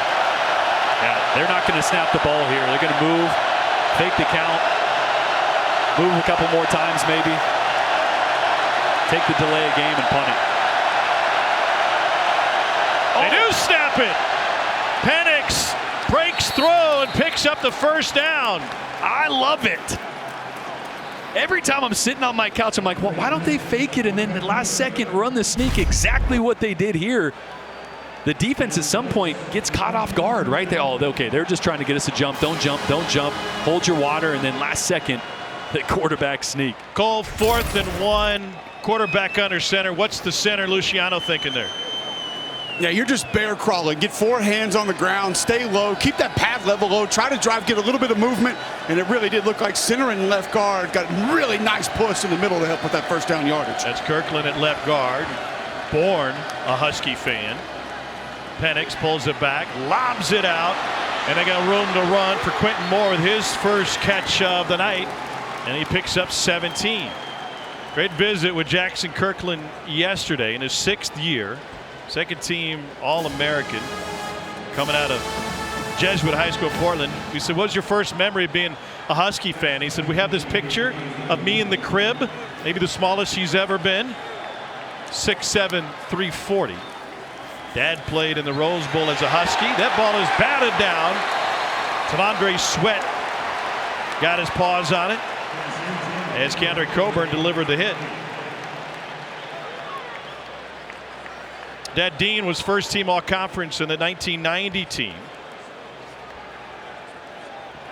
Tom, you just mentioned that timeline. You think about the fact you announce you're going to leave, go to the NFL, you begin your workouts. All of a sudden, you don't get medical clearance. Your ankle needs surgery. He told us he's going to get an MRI, had to get an X-ray first, and he knew when the X-ray tech looked at the doctor, it was bad news. He said the doctor is covering his mouth with his hand, kind of like an offensive coordinator covers his mouth so they don't steal the signs. Leaping grab made by McMillan, and nope, so he was out of bounds. That'll bring up 3rd and 10. And Huskies in danger, Jordan, of wasting the 4th down conversion. That's another one they may look at. It almost looked like McMillan's knee got down on that. Here on the sideline. Foot is knocked down. Previous play is under further review. And did the knee come down inbounds before the elbow and ball came down out of bounds? And also, does he maintain control of the ball as he hits the ground there?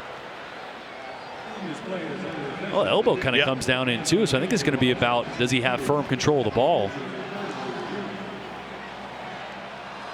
See, he's got to survive the ground here, so that right knee's going to come down. It looks like the right elbow does as well, but watch as he falls into the white part of the out of bounds here. Does he maintain control of that ball? There's a little movement there. The ball definitely looked like it turned sideways a little bit. We've got Matt Austin with us tonight. Matt, as you look at that review, what do you see? Well, the question I think they're looking, I do think he controlled the ball, so I think that's out of the equation. But his hand touches out of bounds about the same time that his elbow touches inbounds. So if they can determine which touched first, if it's a hand out of bounds, it's incomplete. If the elbow, I think it's a catch. All right, we'll get another look at it. A couple of places to look, right? We're looking for the hand, the elbow, and maybe the knee beat the elbow down. Yeah, so a lot of elements. After further review, determined that the ball was caught at the 43-yard line. 1st and 10, Washington.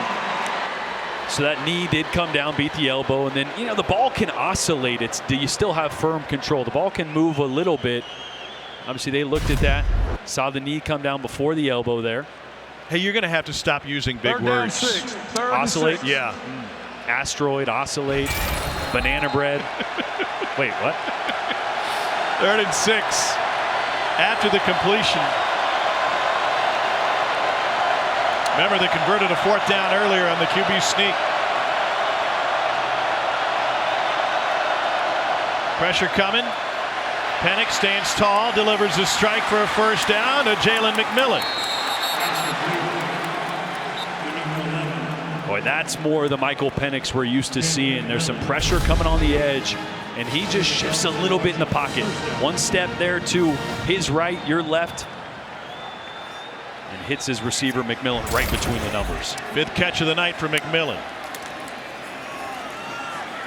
Talapapa picks up 4. It's the area I'm surprised that Washington has not attempted to tackle a little bit more. Ryan Grubb, one of the better young offensive coordinators in college football. When they have gone north and south, guys, I feel like they've had positive yardage on almost every attempt. Now, a couple of perimeter runs didn't work out, but most of those runs have been successful tonight for the Huskies. 2nd down 6. Grubb was formerly the offensive coordinator at Fresno State when Kalen DeBoer left to go to Indiana for a year. DeBoer came back as a head coach. And he kept that title. They'll run it this time with Richard Newton. And when I see the shot of the coach's booth, Jordan, I don't know if you want to tell it, how many people can we fit in this booth? We got guys lined up on the stairs. We got a second level, guys staying in third row. Oh, 1, 2, 3, 4, 5, 6, 7, 8, 9. Yeah. Sneak one in. Try to run it on 3rd and 1, and that's enough for a Huskies first down. Hope no one had that brisket before the game. Lord knows I'm happy that we got an open air booth right here, standing next to you. Anyways. We need an oscillating fan. 12th play of the drive coming up. This is where you feel like they might try to take a shot here. 3 receivers in a bunch to the bottom of your screen. 3 Texas defenders kind of on the same level. That's what an offensive coordinator loves to see. A little confusion there about who's going to be low, who's going to be high. Penix slips it out to the tight end Westover, and it goes up in the air. Lost the football. They say he was down. There was a clear and immediate recovery by Texas if they changed their mind via review. But as it is, a 16-yard pickup for Jack Westover. Not the first time he's done the hurdle this season. Boy, another great little delayed screen to the middle of the field. Ball carrier was down when he lost control. 1st and goal. Westover's on the end of the line of scrimmage. He's going to fake block the defensive end. Linebacker then takes his eyes off him, and he sneaks back inside. Penix swings it out to Davis, and he's in. Huskies answer with a touchdown throw from 6 yards. Westover did the dirty work to get him there. Boy, here's the previous play to Westover. Going to see him top of your screen, fake block, and then sneak back to the middle of the field. Similar to that double fake screen attacking the middle. And then this one, Rome Odunze, best receiver for Washington, used to catching the ball, this time the block. And I think it should be pointed out that plays are reviewed oftentimes without stopping play. So the ACC crew getting a look at Westover being down before the ball came out. And then you mentioned Odunze helping Davis out. Yeah, 1,000 yards receiving, but he's willing to do the dirty work as well. And that's more like the Washington we're used to seeing. Capping a 13-play drive, Huskies answer.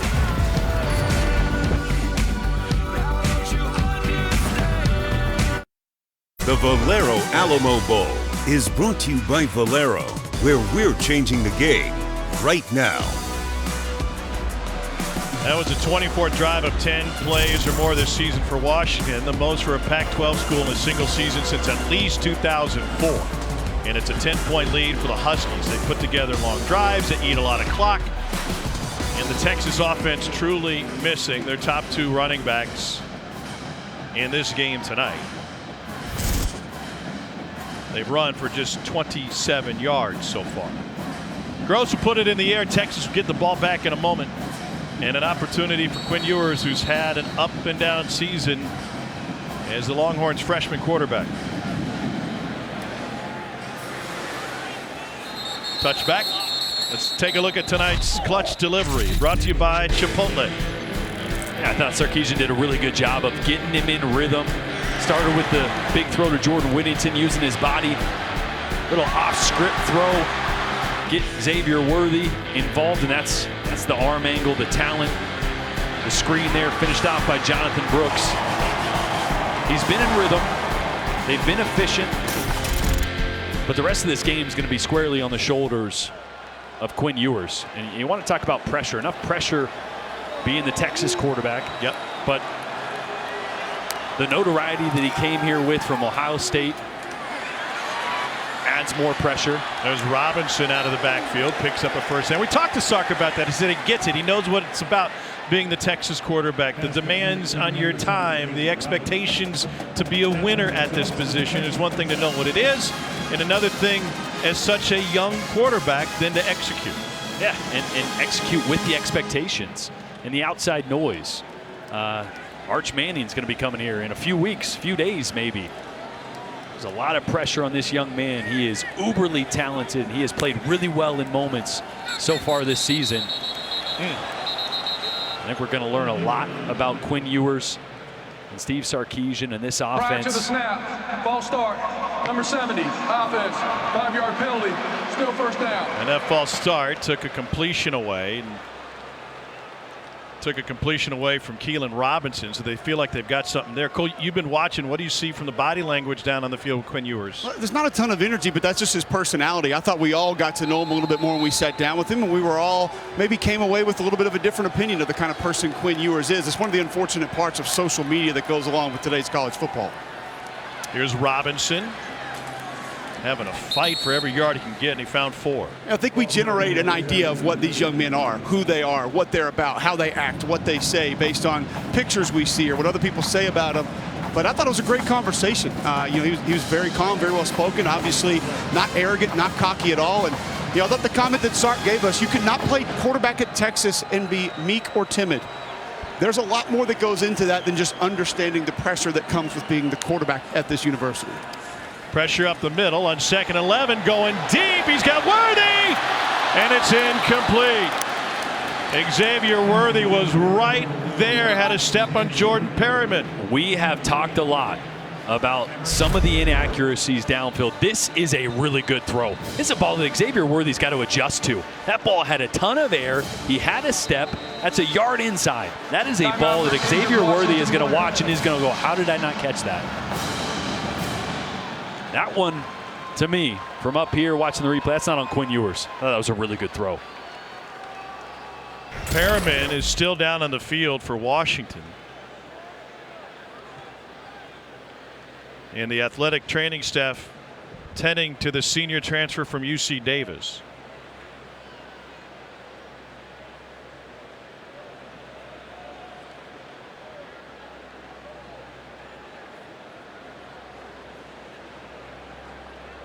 Perryman, a big piece to that secondary that's been banged up all year. First 8 games, they had 8 different starting lineups back there. Finally got Perryman and Powell back and healthy.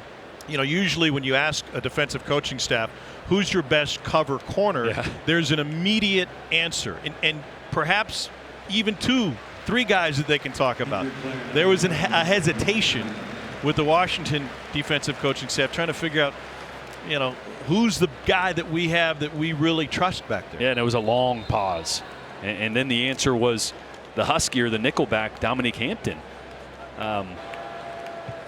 They knew Perryman was going to have a big matchup and his hands full with Xavier Worthy, and he was also mentioned by the staff about his ability. So him going out of the game, wouldn't be surprised if they test deep again at some point. Elijah Jackson replaces him at corner. We saw Bill Inge, the defensive coordinator for the Huskies, shares some play calling duties with Chuck Morrell. 3rd down 11.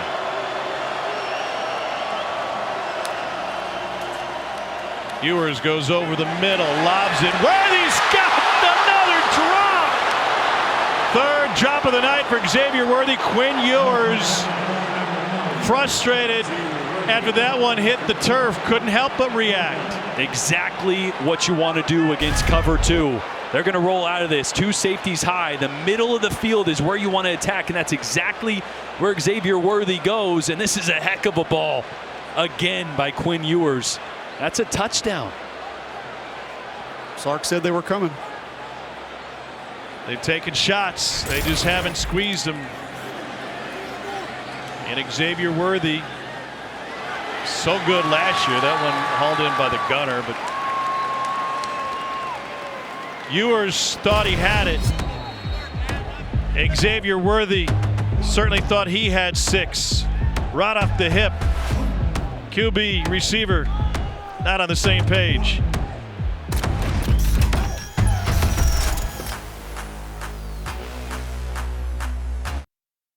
Xavier Worthy, a couple of costly drops for Texas here in the second half alone. He's been targeted 11 times. Worthy's got 6 catches on the night.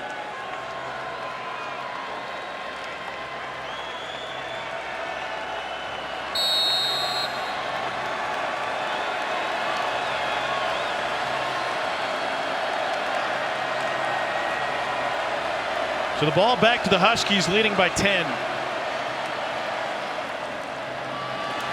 Talapapa, fantastic vision, and he'll carry it for a Washington first down on a gain of 13. Well, this Washington offensive line is doing a really good job of getting a lot of lateral push. They're letting these Texas defenders go one way, and they're just riding them. Talapapa, a great job of seeing the hole and getting north and south.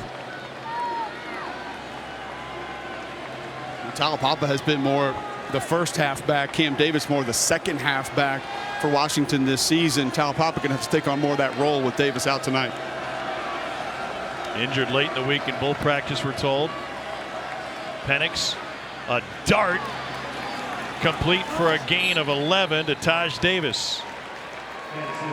So now the concern for Texas, I know we're still in the third quarter, but the Huskies can put together long drives, they can bleed the clock, and if you start to push up a little bit, then you give Penix an opportunity to do what he loves best, which is go deep. Absolutely. I mean, that's the risk and reward of getting aggressive. I don't think you have to yet, right? 10 points, 4 minutes left here in the third quarter. But yeah, you definitely got to start playing a little tighter to the line of scrimmage, not letting Penix get all those easier underneath throws.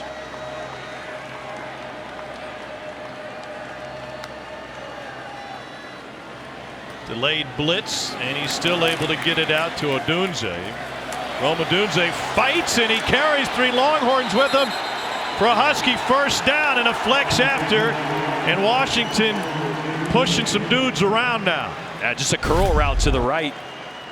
You'll see him push up to about 12 yards, come right back down to the quarterback. Easy read, curl flat. Looking at that underneath defender, great read by Penix. And Odunze at 6'3", 200 pounds, physical. Rome Odunze came and found us pregame on the field before the game, shook our hands, introduced himself. He said, "Boys, I'm ready to run. I like playing indoors. The track is fast." Yeah. Seemed like he was in a good mood. I asked him, "Hey, what route you catching first?" He goes, "Man, I can't tell you that."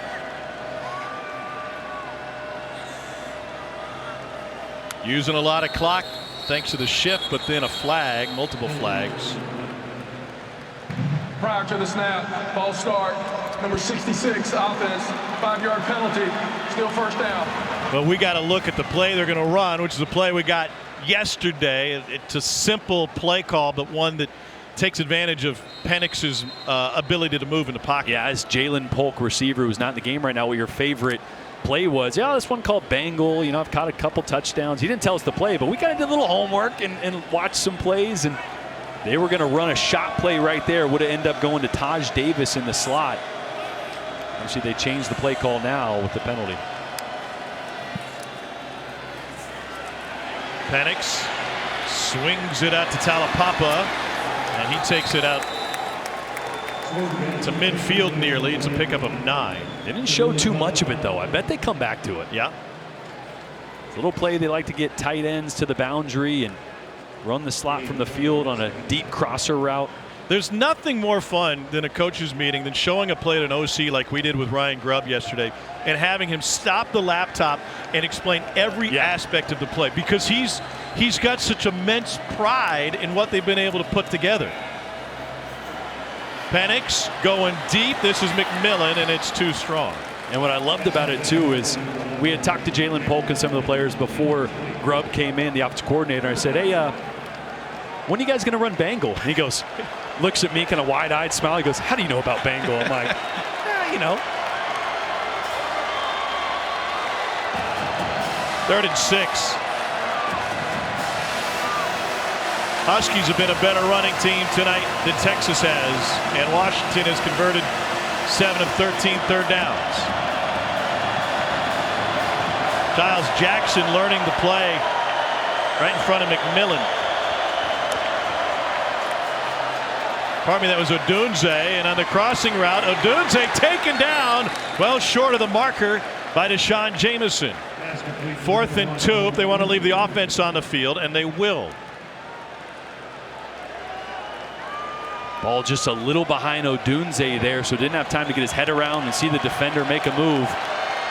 This would be a huge stop for Texas. Washington gets bigger, bringing 2 extra tight ends into the game. Actually, an extra offensive lineman and a tight end. Oh, well, they're going to punt. Well, that's why there's so many subs coming in and out. All these big guys running in. They're gonna. Oh man, Huskies were shifting and perhaps going to go for it, and Texas used the timeout. Told you they were going for it. Texas. I had Taj Davis coming in. 30-second timeout. Be in position to take the short snap. Well, regardless, here's her upcoming featured ESPN football lineup. Michigan takes on TCU, and Georgia squares off against Ohio State in the college football semifinals Saturday. Penn State and Utah face off in the granddaddy of them all on Monday, and the Bills battle the Bengals in a big Monday Night Football matchup. That's also on ABC, ESPN Deportes, and ESPN Plus. I hope you don't have any plans, because that's a nice little weekend of ball. It's a busy weekend. You're going to be busy in Atlanta. What are you doing for the Chick-fil-A Peach Bowl? SEC Nation's going to have a little show Saturday morning from the field. Then we're going to do another pregame show from the field, halftime, postgame. Well, after putting the punt team out there and showing fake, Huskies are going to leave the offense on the field. It's a little too far at 4th and about 2 here for that quarterback sneak. So, especially with Keandre Coburn there over the football. By the way, he learned the game from Ed Oliver. Now with the Bills, they're going to go under center with Penix, and they're going to play action. And he finds his tight end, Culp, who picks up the first down. Culp with a gain of 9, and the Huskies with a fresh set of downs. Boy, it's a little bit of a pick or a rub play on the outside. You got 2 tight ends to the left there. Right here, 37, Jack Westover is going to kind of just get in the way of the defender and give Devin Culp just enough green grass to turn the corner, get physical, get downhill, and pick up that first down. Get in the way. What? Well, you know, hey, I'm an offensive guy. You know, it's called a rub route, Tom. It's not a pick. It's accidental, in quotations. McMillan lines up at quarterback to take the Wildcat. And behind the line, Penix with a double pass look, and it's incomplete. Pass was behind the line of scrimmage, so it didn't mean to be just a rub. Right, but they actually wanted to throw that one back to McMillan, had all the offensive linemen. They did that throwback. What game was it? They threw it back to Penix, and he scored the touchdown. Yeah, and they were upset Washington State, in the Apple Cup because it didn't turn out to be a pass after all. And Grubb was upset like Penix was. He said, I wanted a guy to throw for one, run for one, and catch one in the same game. Hitting for the cycle in football. That would have been cool. Another long drive for the Dogs. This is the 9th play. Here's Richard Newton. Gain of 8. Boy, Cole, I did not see Washington having the type of success running vertical between the tackles as I feel they're having tonight. Well, they got playing that odd defense. You got a nose and 2 wide ends, and unless they try to bring another defender up or go more of an even front, Washington's got the box outnumbered. And it'll be Newton on the Wildcat, stacked up right at the line to gain, and it will be a first down. You know, Tom pointed out perfectly on that outside zone earlier in the game by Taumapapa, where he just had the vision to have an understanding when to cut. Variety of run game helping Washington gain ground with yards. I'm sorry, did you say I did it how? Perfectly? Cole throws around compliments like I throw around man covers. Complimentary football tonight for Washington. Huskies with a 10-point lead as we head to the 4th.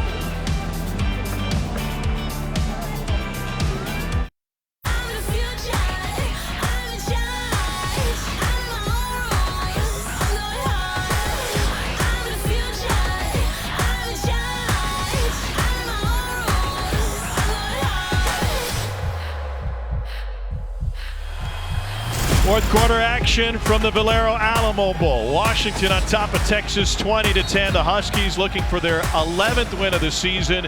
This will be their 11th play of the drive. Second possession of the half for the Huskies. They're just eating up clock. Penix trying to get a read from the defense with that fake clap. And now they'll go. He's got to leave the pocket, and he's able to find Taj Davis for a pickup of 9. What does the fake clap do for Penix? Well, Penix is able to get a little read on the defense, and since his offensive coordinator Ryan Grubb is sitting upstairs watching it as well, depending on the play call, he knows, okay, I'm looking at the safety on this one. If he rolls that direction, we're probably going to change the play. If he stays there, we're going to keep it on. So he's trying to get a head start on what he thinks his offensive coordinator is going to do. That chess match of faking the snap and changing the play. 12 of 15 this half. Pressure look here by Texas.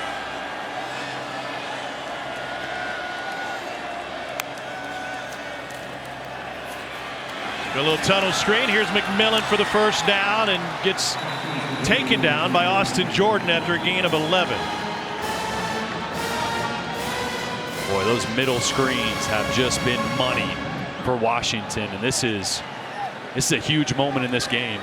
Washington punches this in and goes up 17 in the fourth quarter. That is dangerous territory for Texas. They got to come up with a stop. Penix kept it, tried to go with a stiff arm and gets wrestled down by Taron Thompson, the junior out of Lufkin. Thompson had a pick in the first quarter for Texas. It's been a game of emotion for Texas. We saw it during commercial break after one of those drops from Jatavian Sanders on the Longhorn sideline. Now we're seeing it from Thompson. Here's that formation where you got Washington's two best receivers, Jalen McMillan and Rome Odunze, on the same side. They're going to motion that stack formation.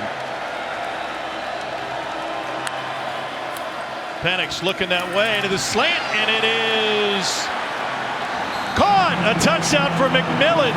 Got it right on the shoe tops. An 8-yard strike from Penix to Jalen McMillan. Boy, when you motion to that stack, you change the leverage on the defenders. That defender then backs off McMillan, gives him a little more space. How about the hands to keep that one from hitting the ground? A heck of a catch. Not an accurate ball from Michael Penix, but wow. The hands from McMillan, an all Pac-12 honorable mention. Looks like he should have been first or second team on that one. Point after is good. That was a 14-play, 90-yard drive that sucked 6 minutes and 57 seconds off the clock. 25th touchdown drive of double-digit plays this season for the Huskies. Most for the Pac-12 team in a long time.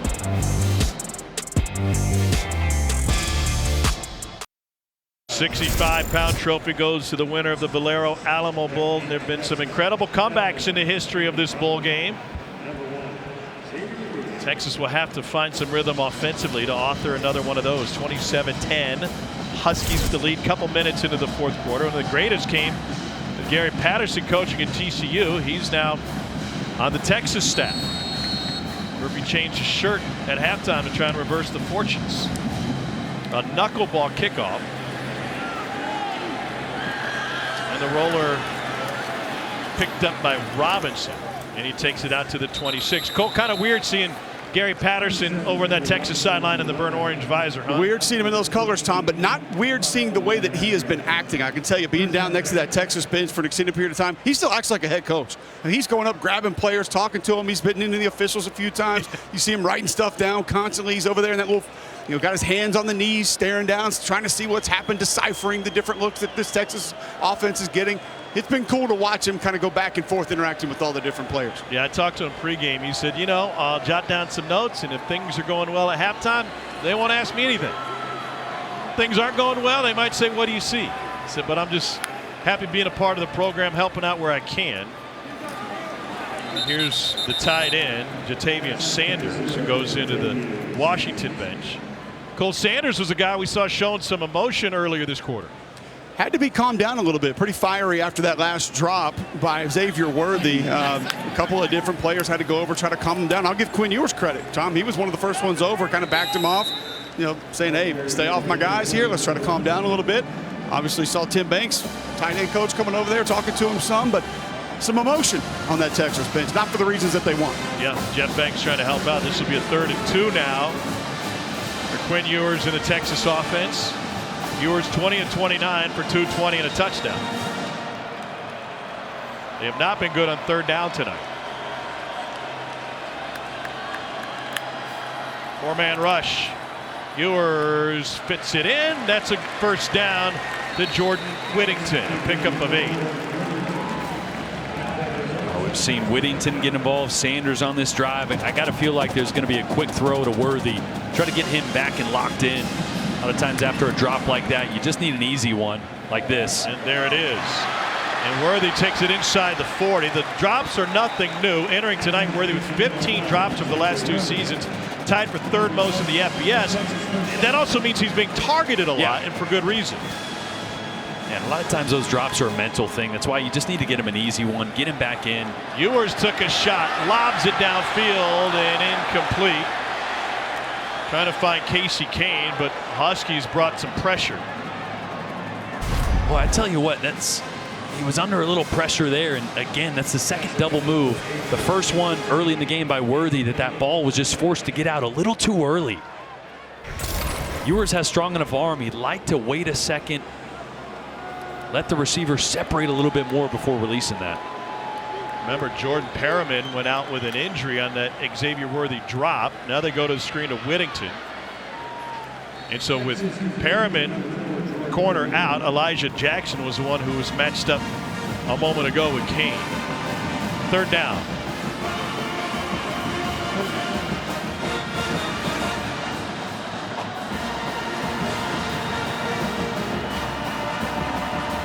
Carson Bruner, the linebacker, trying to get his guys situated.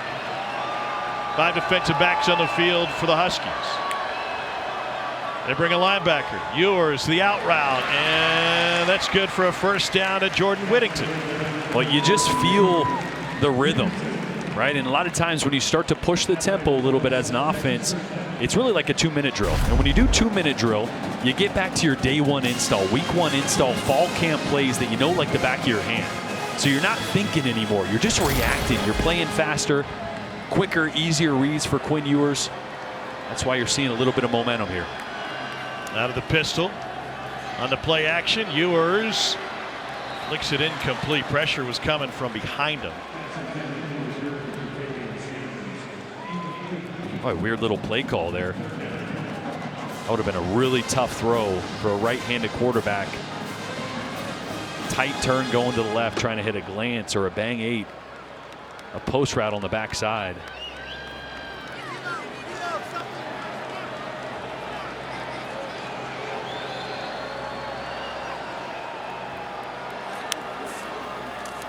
On 2nd and 10, over the middle, wide open.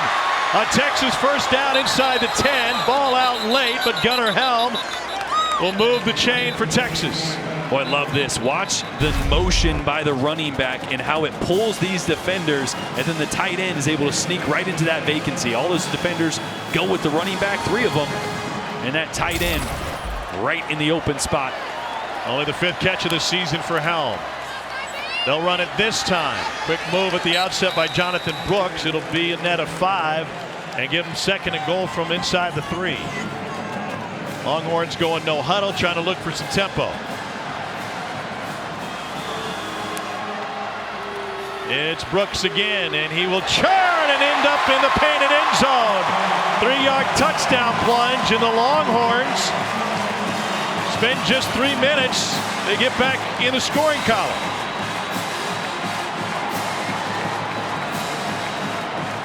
Boy, what an answer. I mentioned when Washington punched that in, going up 17 in the 4th quarter, it was going to be tough sledding for Texas, but that's exactly what they needed there, a quick answer. Bringing this back to an 11-point game, maybe a 10-point game here, still with just under 10 minutes left. Bert Auburn for the point after.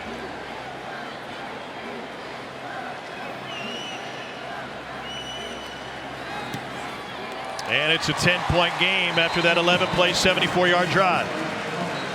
Texas going right at those stocking stuffers in the middle of that Washington defense. Excellent job by center Jake Majors, working with left guard Hayden Connor. Climbs up to the 2nd level, takes care of the linebackers, and helps the Horns find the end zone.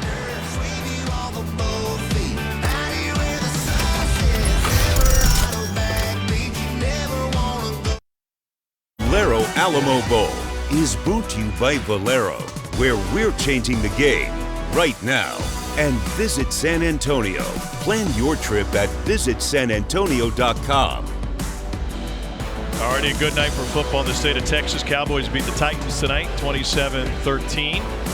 And here at the Valero Alamo Bowl, Texas trying to keep this rhythm going. As Cole pointed out, great job by Jake Majors, Hayden Connor, and that Texas offensive line to clear the way for the touchdown. More on that in just a moment.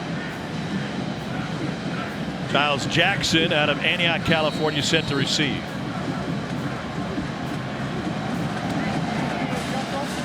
And he'll take a fair catch. Cole, usually offensive linemen are very tight with each other, but it's more family oriented with the big fellas up front for the Longhorns. Absolutely, Tom, no doubt. This offensive line, not a secret as to why there would be a lot of continuity. All 5 starters have gone the entire season, but it goes further with this group. Jake Majors' mom, Tracy, started a group text with all the offensive line moms, so Denise Hudson and company are in there as well. And then Monica Banks, Kelvin Banks' mother, had a medical situation in Stillwater just before the Oklahoma State game. Had to be hospitalized. Her family started a GoFundMe. That's when Tracy Majors and Denise Hudson got together, got all the other O-line moms together, tried to get more awareness built up. And, man, that thing went to over $60,000 in no time thanks to the Texas offensive line moms.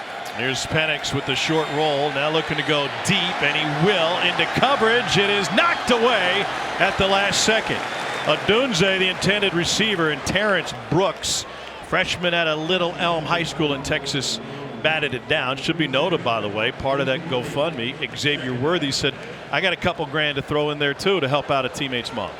Man, it's so cool to just see multiple teammates' names inside that GoFundMe. And I talked to Tracy Majors today. She said, I know what the offensive line is. I know what it's about. I wanted a way to get the moms together. They have a prayer group call every Tuesday where some of the moms jump on each week, some every other week. But a lot of continuity, not just with this Texas offensive line, but the offensive line moms as well.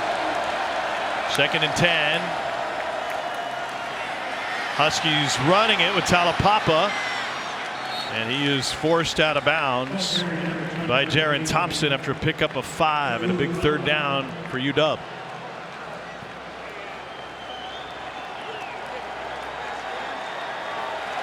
Been a while since Texas brought pressure on 3rd down. That was their go-to early on. Really disrupted Penix. Crowd getting into it. See if they bring pressure. They showed it. Yeah. That was Zamonte Tucker Dorsey. Took a jab step. Plenty of time in the play clock.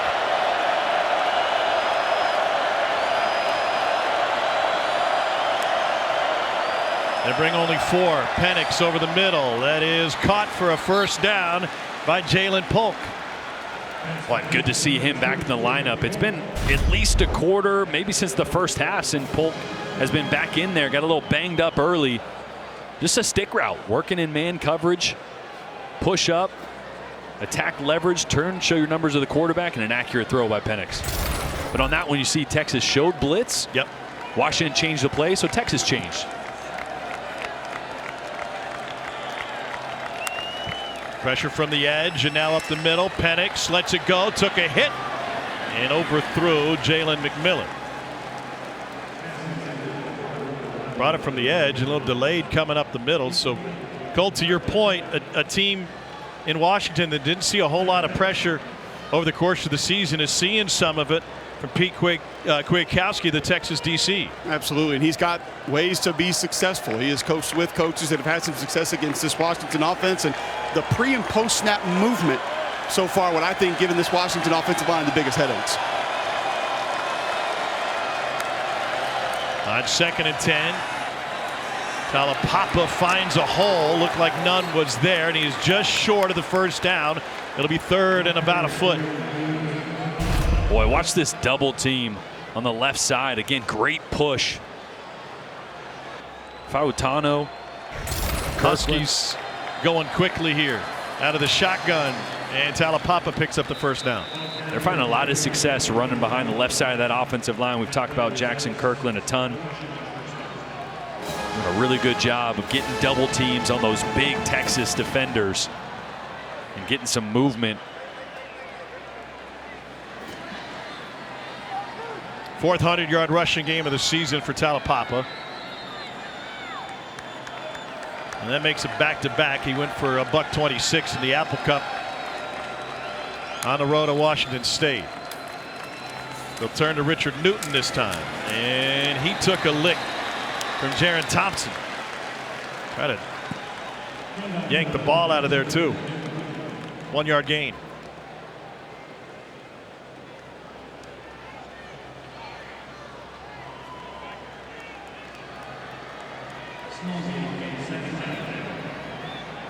Huskies will bleed the clock. 7 minutes to play here in regulation, leading by 10.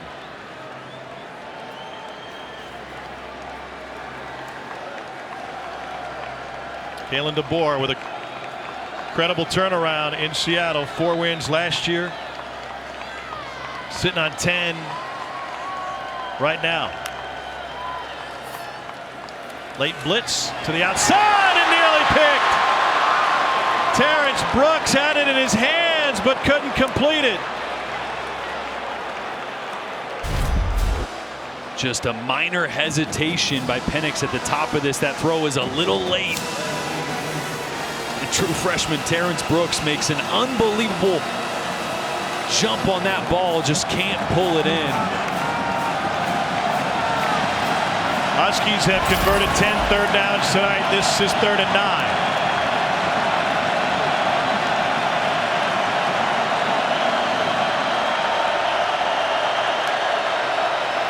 Texas brings 4. Caught short of the stick, turned upfield. McMillan's got a first down. They had 2 wide receivers in the exact same spot. McMillan said, "Give me this," and he took it for 14. And a great blitz pickup by the running back, Richard Newton. They're going to bring pressure off the right side. I think it's Barron coming late there. Yeah, into the picture. And Newton does a great job of just getting in his way, giving Penix enough time to deliver that strike. Like on the replay, they actually had 3 purple jerseys over there in the same vicinity. Yeah, someone ran a wrong route. But that's what happens when you blitz. You got 1 less on the backside.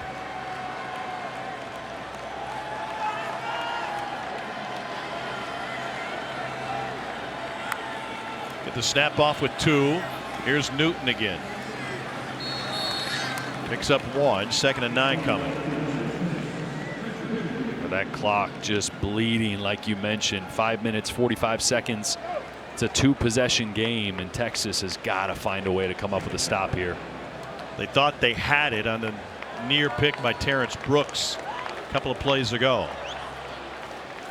It's been an opportunistic Texas defense in this latter half of the season. The last 7 games, the majority of their takeaways have come, and those 11 takeaways have led to 49 points. Running it on 2nd and 9. It's a pickup of 3. 3rd down coming up. 5 minutes to play. These 3rd downs where not having DeMarvion Overshown really hurts. He was their best linebacker blitzer. You see they've had to bring Barron a few times off the edge, just not getting the same pressure from that blitz package as they're used to having. Overshown left to be a spectator. Huskies 3 of 3 on 3rd down on this drive.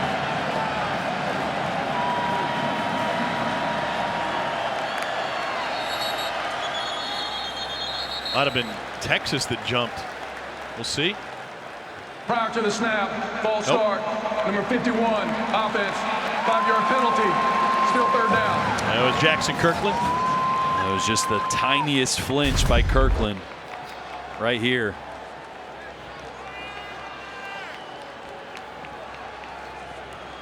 But a huge penalty. Go from 3rd medium back to 3rd and long. Now Texas can sit and play coverage. Penix has put the ball in the air 52 times tonight. He's got 32 completions. Or bring blitz. Yeah. That was Tucker Dorsey showing, and here he comes up the middle. Penix, man on the outside. It is incomplete. Trying to get it to Odunze, and Brooks, the freshman, had the coverage.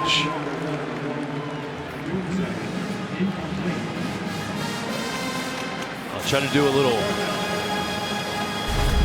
quick snap here. You can see acting like it's not coming. But Brooks all over that true freshman. Great position, right in phase. Trying to make up for dropping that interception. He's been playing really well on the outside. That was a tough ball to intercept and in great position there. You mentioned Penix with the kind of the fake snap there, Jordan. He is super crafty with the fake clap. He'll kind of give you different motions on the clap. He'll give you a head bob every now and then. And he told us when we met with him, he said, listen, I like to kind of delay it because I can see the defense still making calls before I want to actually snap the football. Kalen DeBoer uses a timeout. We will take it with them. 4:26 left in regulation. Huskies by 10.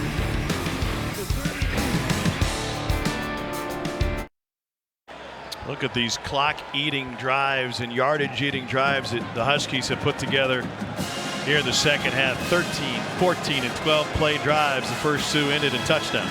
Their third drive of the second half, and we've got 4 minutes left in this game.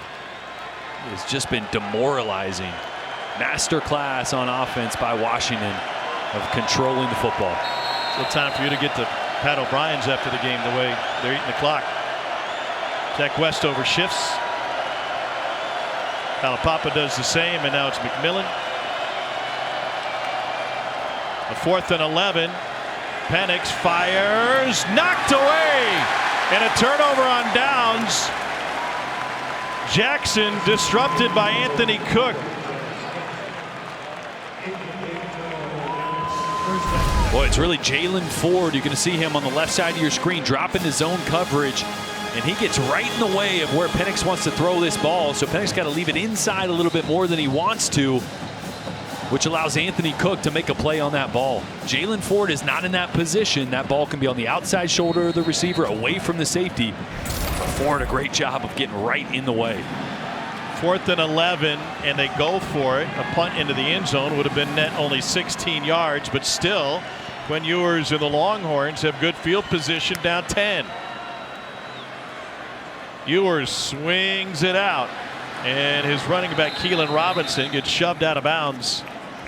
It'll be only a gain of 1. I mean, we have seen Xavier Worthy run by this Washington defense multiple times. One an incompletion, couple drops. He's going to have another opportunity here at some point late in this game. Let's see if he makes the most of it. Ewers pulls it back, got a key block, swings it out, and a full head of steam for Kane, and he got tripped up inbounds after a pickup of 7 by Mishael Paup. 3:38 and rolling. Washington will let them take those checkdowns time and time again. Let that clock run. On 3rd and 2. To the running back Robinson again. That's a pickup of 5.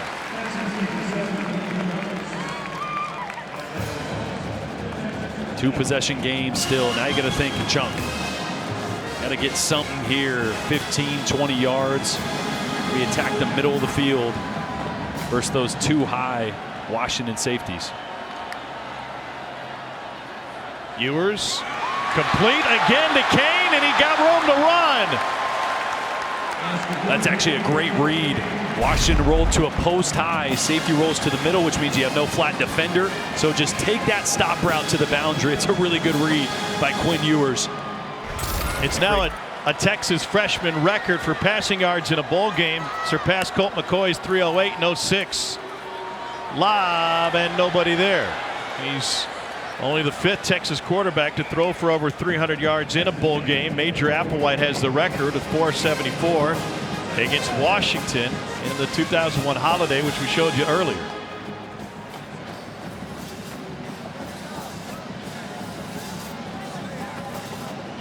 Texas knew and Washington knew that there would be an advantage for the Longhorn receivers up against the corners specifically. And Texas finally taking advantage of it.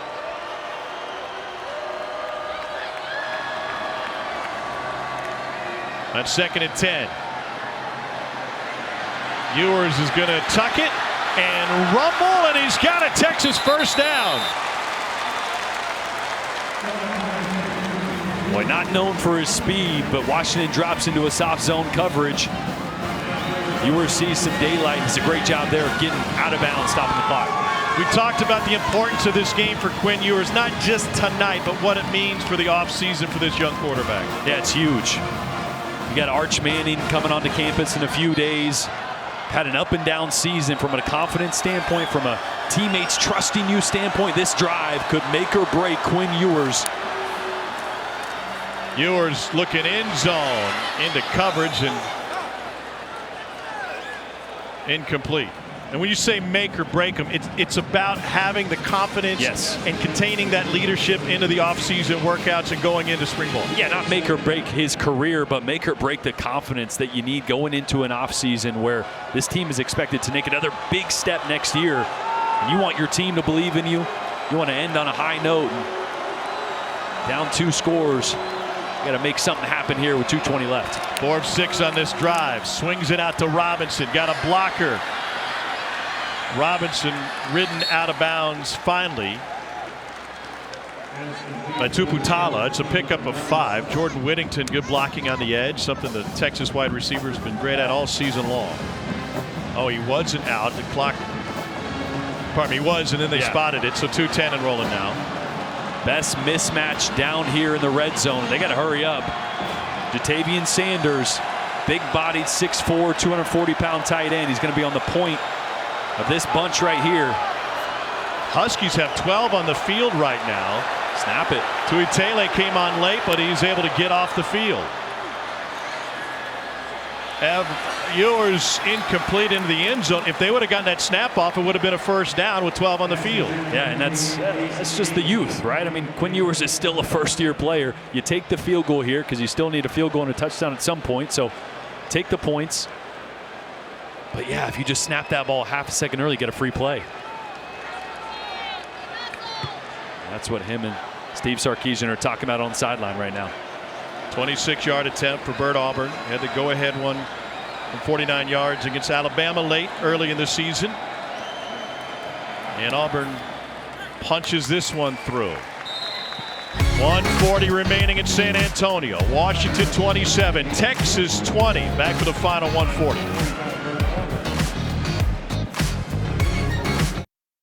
And Washington on the verge of an 11-win season. Hadn't been done that often.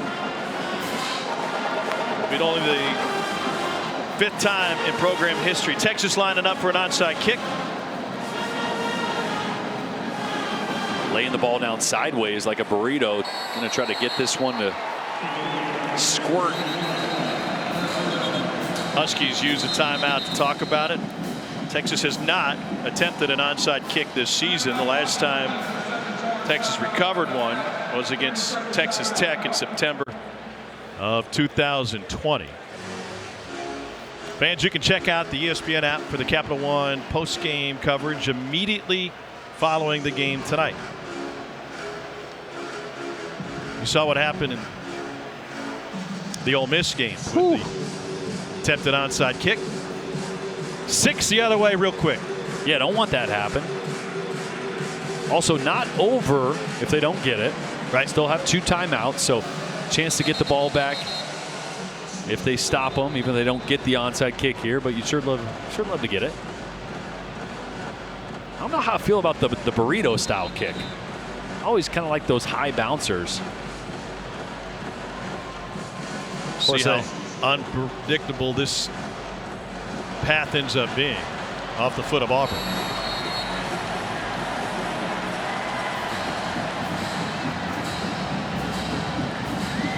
Little squibber, and that is smothered by the Huskies. 1:39 remaining. Got 2 timeouts left. You force a 3 and out. You get it back with 35, 40 seconds maybe, depending. Yeah, got to get those stops. But here's that kick. You see it's going to spin sideways. You're hoping that kicks right or kicks left. Doesn't get either bounce, and an easy one to recover.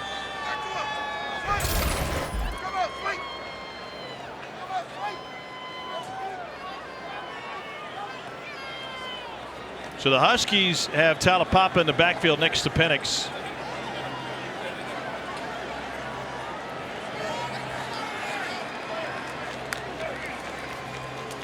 Talapapa taken down right at the line of scrimmage, and a quick timeout taken with 1:34 left. Let's take a look at tonight's unbeatable performance, brought to you by Xfinity. And coming out of the locker room, Michael Penix Jr. found his rhythm. That was a rocky, uncharacteristic first half for him, but he has been lights out in the second half. And you should not be this good in your first year as a transfer quarterback with a first-year head coach here at Washington. This offense shouldn't have been this good this quick. It's been pretty impressive to watch Penix in his first full season as a starter in his career. Yeah, never finished the season at Indiana. Was injured all 4 years there, one of them with Kalen DeBoer as his offensive coordinator. But the value of this win, if it is one for Washington, is not just tonight, not just the 11th win, but that dude with the C on his jersey is coming back next year. Coming back, they would be a top 10 team. He should have been in New York in the Heisman Trophy ceremony this year. He'll definitely be on everybody's radar as a Heisman quality quarterback for next year. But Texas still with one timeout, second down. Got to get another stop right here. They'll load up the backfield on the shift.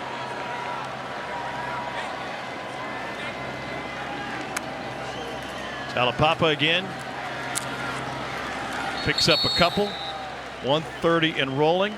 And that'll bring up third down. Timeout, Texas. That's a third and final timeout. So 1:29 now. And then the question, if you look ahead, kind of try to pay this forward for Washington. Quinn Ewers, for Texas, Quinn Ewers in this Longhorn offense going to get the ball back with 40 seconds left, maybe 35.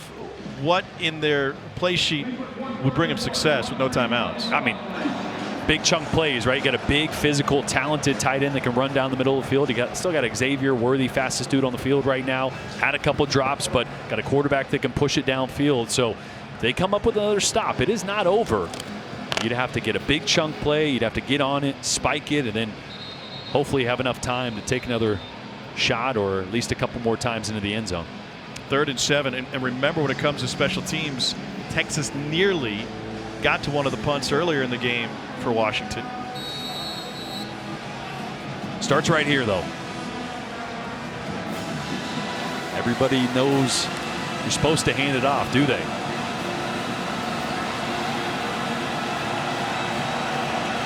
Third down 7, 1:31 to play.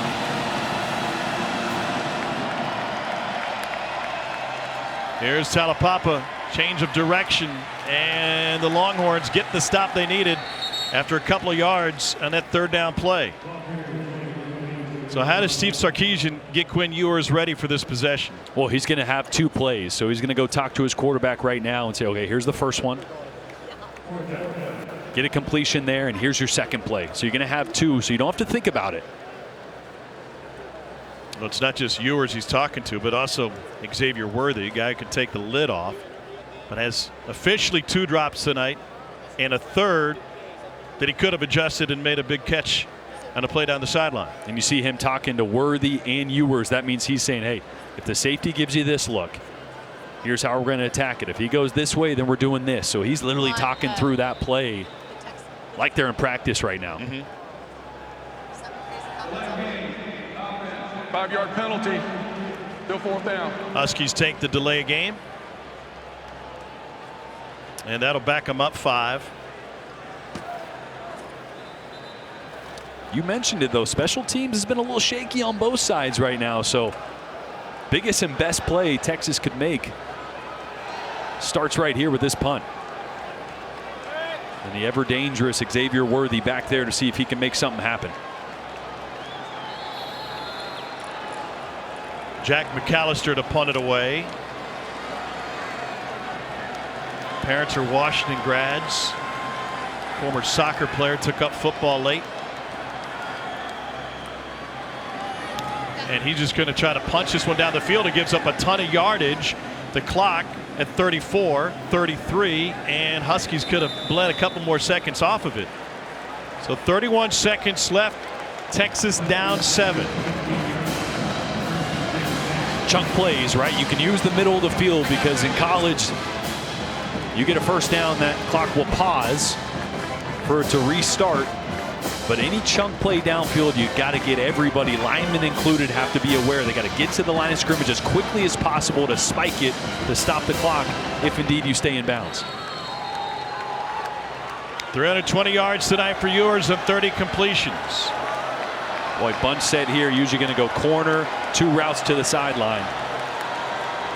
Ewers looking over the middle. He's got Worthy, and it is dropped. A near pick by Alex Cook. That was the play. Boy, and if you're watching Worthy's body language right before this point, Ewers is expecting him to bend that more across the safety's face. You can see he took 1 step to start to do it, then gets back upfield, and that's a separation, almost a huge play for Washington. 25 seconds left. 4-man rush. They get to Ewers. He stays on his feet for a moment. Now he's down. Longhorns have to hurry. Now you got to hurry and spike it. Taken down by Tunuufi. 12 seconds left. Wide receivers late getting back. And they're not going to spike it. They'll throw it out of bounds, and that incompletion will cost them a few seconds. And I'm not sure it would have mattered, but need a little more urgency. Getting back to the line of scrimmage, spiking that, maybe saving 4 or 5 seconds, giving yourself 1 extra play. Now with 3, this is going to be a throw it and lateral as many times as possible.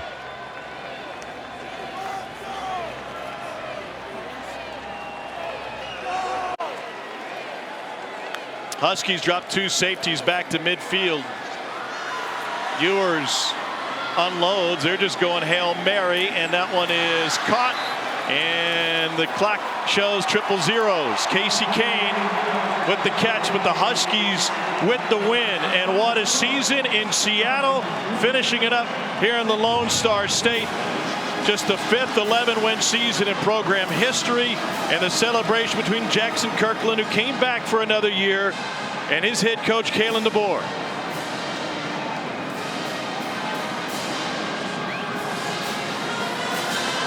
What a turnaround for the Huskies. Just 4-8 last year. Sark turned them around when they had a winless season his first year there. Kalen DeBoer does the same his first season. And now for tonight's Capital One Player of the Game, it's Michael Penix Jr. The second half was the difference. Can't say enough about that young man. The perseverance, the performance tonight in the second half willed this team to 11 wins. From 4 wins to 11, Washington Huskies are back on the national map. Penix is coming back, and they're coming back with 11 wins this season. Once again, our final: Huskies 27, Longhorns 20. For Jordan Rogers, Cole Kublik, our fantastic ESPN crew, I'm Tom Hart. Huskies win at 27-20. Post-game trophy ceremony can be found on the ESPN app. That'll do it from San Antonio. Now off to SportsCenter with SVP. Welcome to